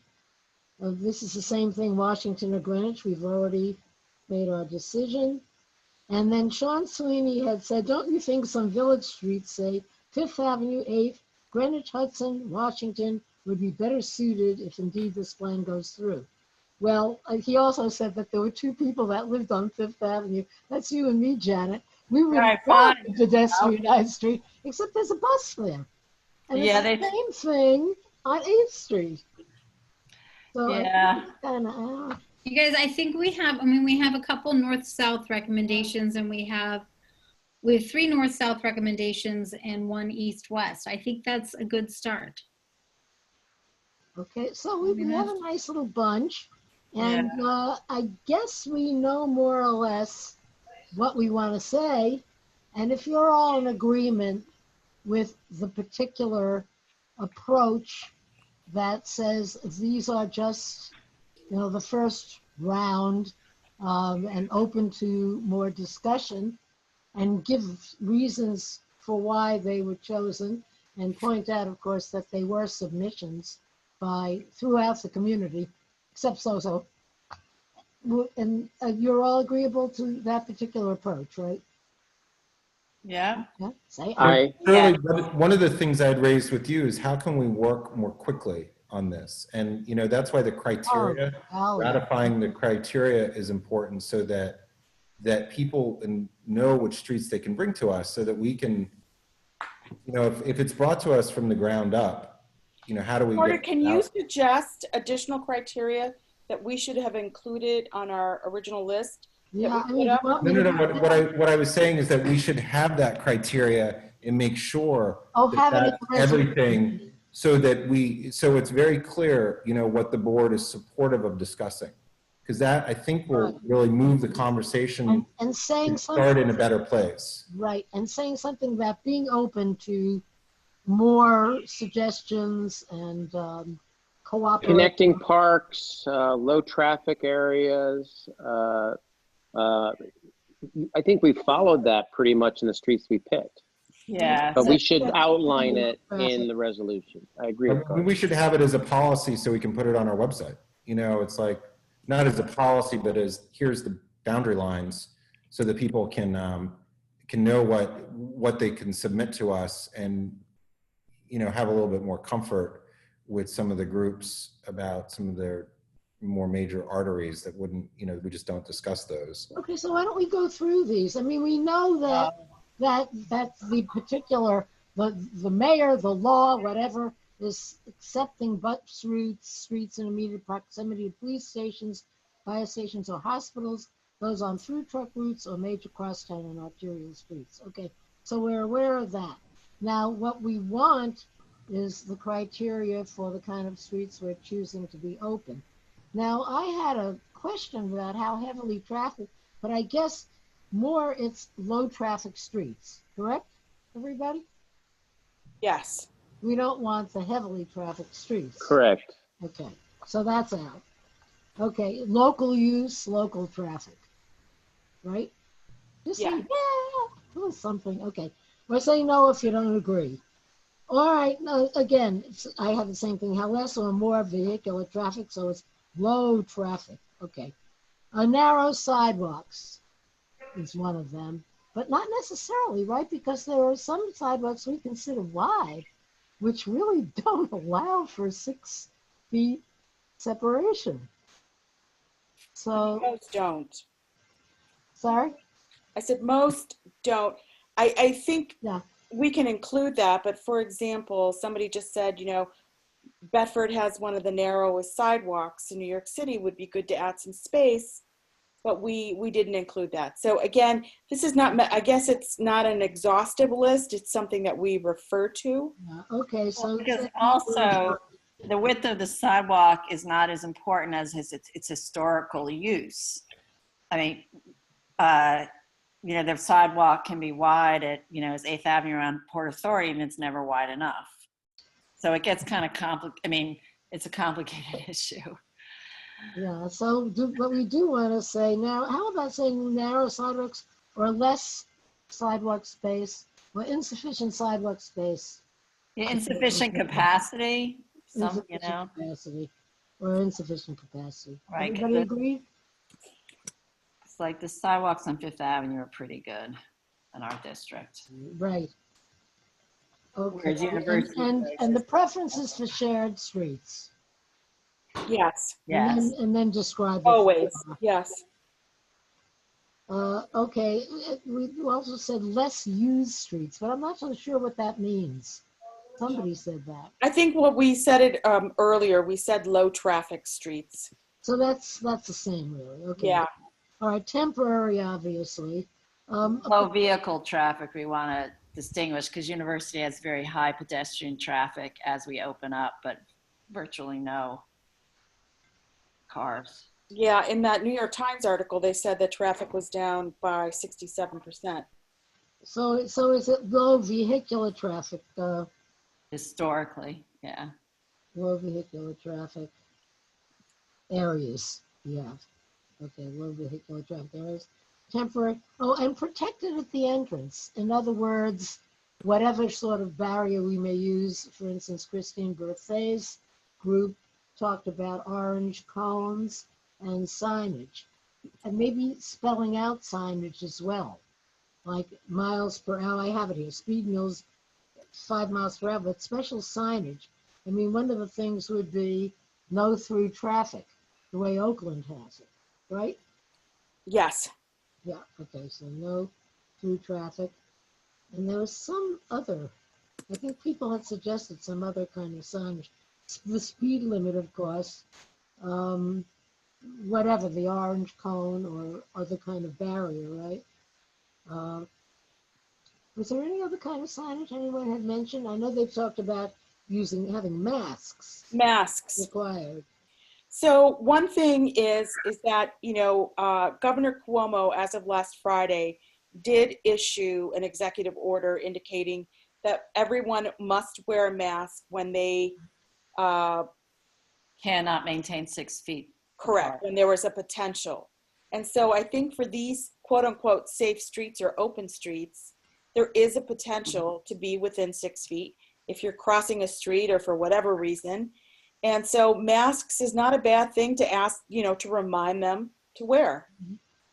I think they it's should. better to have it than not. Yeah, what you saying, Janine? Did Janine speak on? Yeah. Anybody else on that? Yeah. Okay. Maybe we, I mean, it's kind of pedantic, but maybe we could suggest that the mask language kind of mirrors that executive order. Like, Yeah. as you know, just so that we're not creating a new mask rule, we're saying it's the same mask rule. And we just. According to state law. Yeah. Yeah. I think that's good. Just and saying a mask required according to state law instead of actually verbatim the executive order. Yeah, because as soon as you see wear a mask according to state law, most people do not know the law, so they just assume they have to wear a mask at all times. Right, good. Good point. Okay, and then you had, Janine, said uniformly distributed around CB2 and around New York City. But I don't think we need to think about New York City, or do you think we need to put that in? Anybody? The proposed legislation already does that. If you read the proposed legislation, it's got percentages based on the boroughs, I think. Oh, it does, you're right. Yeah, it's got something in there. Mm-hmm. So if we just say uniformly distributed around CB2, would probably be enough. So that slow streets don't become destinations. So that's a good point. Thank you, Janine. I think. Everybody else agree? Okay. And also geographically distributed locations. But what would be the difference exactly, Janine? Janine. I'm here. What would be the difference? What would be the difference between uniformly and geographically? Uniformly, to me. Well, there's just a different way of saying it. I mean, yeah, so maybe it's pick your words. Yeah, I mean, yeah. So which one should we say, gang? Uniformly or geographically? Any opinions? I like both. So, oh, God. Well, maybe we say both for the heck of it. Okay, you know what? That's the list. What Yay. Great. Can we go back to number 1? I just want to make a case again, when we're talking about that we want them to complete the bike network. I think it would be okay to be general, but then say and specifically finish, the streets that we've already asked for. I mean, the only thing left in our district that we have requested and not gotten is 6th Avenue from 8th Street to Canal. So I just think, I think there's value to specifying that one piece of street. Okay, you know what? My opinion is to just ask for the network, because it's a sort of a different thing. It's really asking for more than just our area. It's asking for the whole city. But hey, as a suggestion, maybe Janet, we should put that on as there's another meeting next Thursday for your guys' committee. Maybe that should be on the agenda for that meeting. What do people think? I really. Because that's a separate topic, just to Shirley's point. Because it's just a glaring omission. Like that's such an important. Well, yeah, no, but I'm just saying that's the physical permanent change versus what this is a temporary. Right. And so it's different. So let's split them. That's a good point. Okay. To not confuse this. I think we have a resolution asking for that. And I have been on DOT's back endlessly about that. Oh, but if we have a resolution, we can send a letter. Again, re-emphasizing. A follow-up letter about it, sure. Right. But actually DOT was in touch with me and asked what were some of the outstanding things. And I mentioned that as one of our priorities. And they've gotten back to us and said, we're not doing anything right now. So there is a time and place. I don't think it's now. But when we're talking about the network, then going back to what we're requesting now and say, because it's not imminent, could they please ensure to provide temporary infrastructure on 6th Avenue? Something that if they're not going to give us the final thing, that at least now they should provide some temporary barriers. I think we should do that as a letter, because I think this is something that should be on their front burner for their planning, right? I mean, if you're going to be reopening the city, I think it's more to do that, but I don't think it has to be done right now. I think that this is something that is for permanent, And I will tell you that I have been back and forth with them. And they won't give us, because some places will like. not commit right now. So then I'm just saying, like the Second Avenue Gap, they put up orange cones finally. So I wish we could at least get orange cones on Second Avenue. So we do that as a separate. You know what I think? I think we should get this out of the way, and then we'll see, within the next couple of months, maybe, as Carter suggests, do a follow-up letter. But I don't think it's something to have on record, okay? But it's also something I have in emails constantly. And they're not going to be ready in a long time. Janet, just to clarify, what you're asking just separately from the connected bike lanes, you're asking specifically that instead of understanding they're not doing any permanent changes, that you want them to run up orange cones up 6th Avenue along the west side from Canal up to where it begins on 8th Street, right? Yeah. That's something we. So that's actually a temporary kind of thing. Yeah, we might want to break that out separately, but support that as an interim measure for that bike lane. I think that's a great idea. Okay, that would be on our agenda, and Janet, you could write the letter then, or whatever. Okay, so that's on agenda if it's for next. Temporary, that's a whole different thing. Okay. Well, good for bringing it up, Carter. All right, so do that next month. Right, and I'm writing it down for May. Okay. And that would be temporary. Okay. Thank you. Continuation of 6th Avenue bike lane, it would be. Of 6th Avenue bike lane. In temporary form. How's that? That would be the request. Yes. Okay. From 8th Street, I guess it is, right? Down to Canal? Mm-hmm. Canal, okay. All right. Agenda, okay. Okay, anything else? Anybody have anything to say? I was just curious, if we get more suggestions in, how do you guys want to handle that? So for example, next week's meeting, if there are community groups that want to bring in additional suggestions for streets, how do we want to do this? Because this is moving fairly quickly, obviously, on a week-to-week basis, or even 2 weeks, and even the governor says, well, nobody knows what's going to be happening in 2 weeks.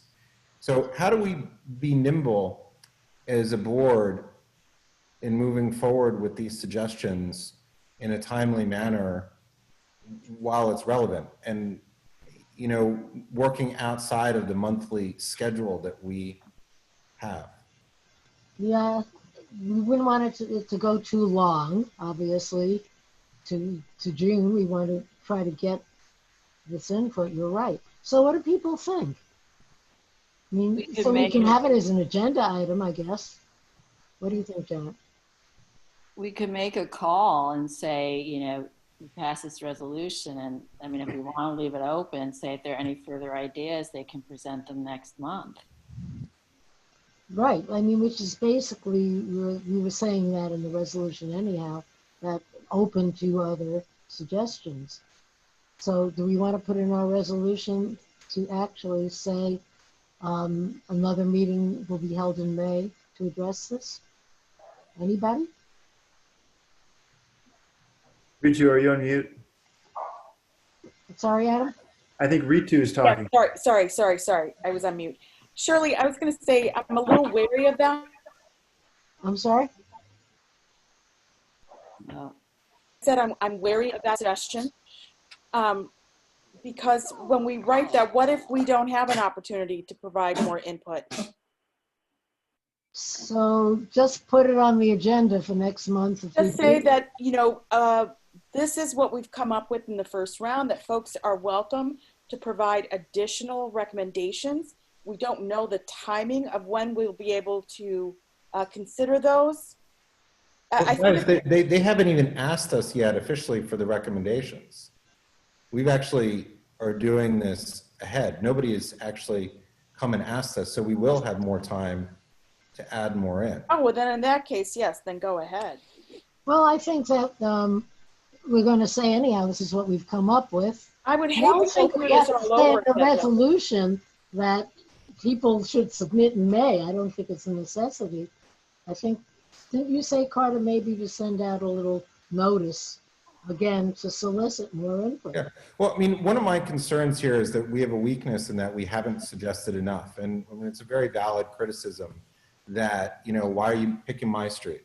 You know, instead of what they handled this in CB4 by having 8 streets in a row. So, you know, there's no sort of highway east-west, and we've got a lot more streets we could easily And we have put a into lot more this. irregular kinds. Yeah, especially, you know, over along the river, and, you know, there's some places that it's not as challenging. And so I, you know, instead of responding to concerns about that by taking a street off, I think we should respond by reaching out and suggesting more.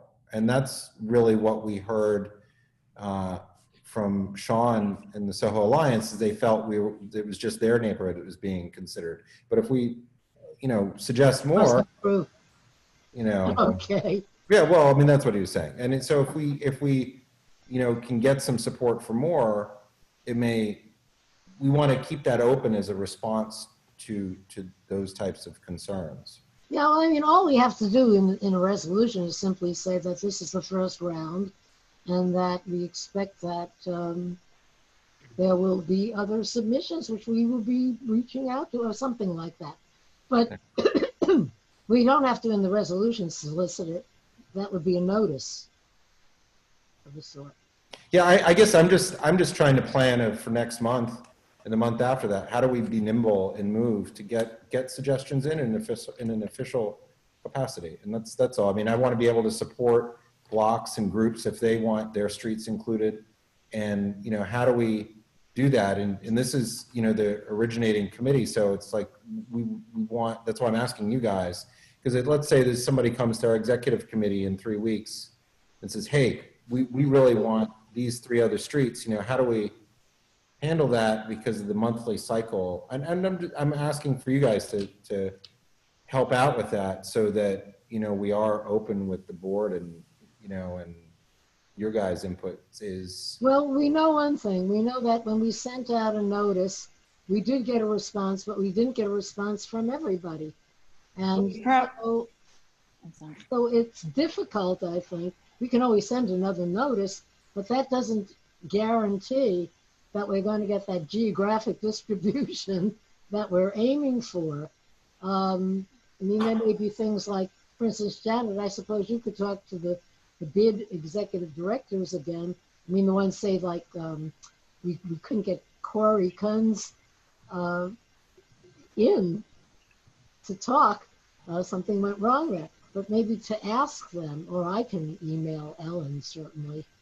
Were there other bids as well, right? You said Wellington might have some other thoughts? Well, I know Wellington Chan really liked his open street, so you or I can discuss just to reach out to them directly. But my hunch is the community members who cared came tonight. Yeah. You know, Sean is the one who got Soho riled up. True. You know, I shame, because there were some people, forget it, no more. Okay, so you could go to the bids. I mean, I have already asked William if he had any other suggestions, and that he said he would stick with University Place, and he thought that was a good idea. So Jeffrey already gave us some suggestions from the meatpacking bid. Who else? And Cordelia did not want to suggest any streets. And who else is there? I thought Wellington was a good one. Yeah, I can reach out because we have nothing in Chinatown, and even we only have a couple of blocks. We only have a teeny amount in Chinatown. I mean, Anthony's on. Anthony, can you tell us what the Chinatown bid covers in our board? I think the Chinatown Partnership actually talked to DOT today about there's the CB3 portion of the area. So I don't think we should be including ours into it. It'll be a little bit too long. You don't think at all? I mean, so we shouldn't try to... Well, they're going to be doing, I heard, Mott Street from Canal to Worth, which is what they do during their weekend walks. So I don't think we want to that makes extend sense. it further north to No. into our area. I mean, it wouldn't be very helpful. Yeah. So from your point of view, you don't think of those few streets in CB2 that there are candidates? I don't think much people would actually be out walking. And the sidewalks themselves are too narrow. And also there are still some eateries open that might need deliveries. So I don't know, how do you want to take care of getting rid of parking or stopping parking? I don't know. I mean, I'm asking you because I guess I'm just trying to give Chinatown their due too. But if you think that CB3 will cover it, then maybe we just don't suggest anything in those couple of blocks. Okay. Yeah. Well, it's really Hudson Square. And it's too bad we could not get Corey online to talk. But I can get in touch with Ellen. I think it's going to be interesting because they've got a couple of construction projects going on, and they've gotten permission. I think the Disney project is going on, and so it's a little challenge about staging those trucks. I know they're able to do like the excavation. They got permission for, and you know, that's some of the. I noticed today that it seems construction was. Emergency permits came through because all of a sudden I saw a number of construction sites kind of going into motion, or at least that was the perception. So the Hudson Square is a little bit challenging. And then the Holland Tunnel, when is that supposed to kick off, that work? It was actually supposed to start in April. I don't know what happened. Yeah, they said that they were continuing as planned with it. I think so. You should accelerate the work. Yeah, exactly. So you know, so some of that, you know, maybe I don't know if that adds it might be or whatever it might be. But certainly we should check them anyhow. So okay, so by the way, guys. We go from here is that I'll try to put together some sort of resolution, you know, by the end of tomorrow, and get it to you guys for your input. And then, you know, Carter, you'll look at it obviously. And we'll submit it to the office. And as far as, do we absolutely have to have that meeting on May 7th, Carter? I mean, you don't have to, but I think that what Janet had discussed is a very important topic. Just as we move forward, I mean that section of that bike lane is really on 6th Avenue. Yeah, is a missing part. Really, And then if we have more suggestions, you know, we need an opportunity to discuss them. And that's the set aside date for the meeting. I don't think we have any other dates that are available. I was checking because it's really tightening everything together, you know. Yeah, that's because we took a couple of weeks off in the beginning of this month, but then, you know, each committee wants to meet and discuss. Other boards I don't think are meeting as frequently. Some are meeting as much as we do. I mean, that's, you know, each board has their different, you know, vibe and feel on that. Okay, so I mean, we can consider on the agenda, certainly the temporary bike lane from 8th Street to Canal. So that can be one item. And I guess the other item would be any additional suggestions. Now, I doubt if any additional suggestions are going to come in unless they're solicited. So the question is, what is the best way to solicit? We know that when we sent out a blanket notice to the whole community, we got just a small selection, really. I think that I think the Speaker's office is having a virtual meeting with a lot of block associations soon. I'm not sure what the date is, but Eric, are you there? Eric, can you comment on that? I see his name. Maybe he's not here. Is that a possibility? No, he's here. Eric. So maybe we can rely on them, but when are they having that meeting? Excuse me. Tonight. Thank you. Eric, are you there? Are you there?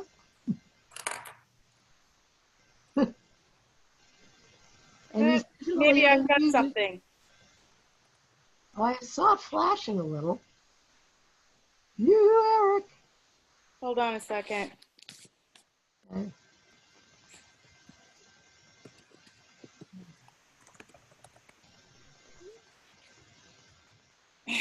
I think he's muted himself.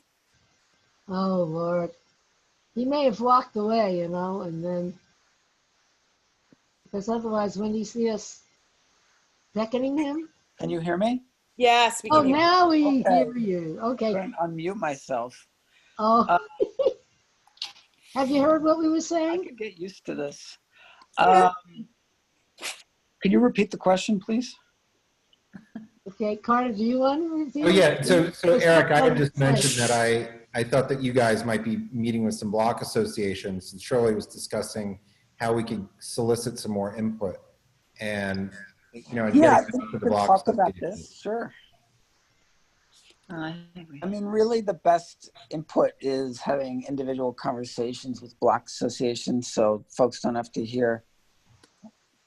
You know, not everyone has to hear what every other block association thinks, and we're going to be, before that, we'll probably be making individual calls to folks. But yeah, I think that could be a topic of discussion for sure.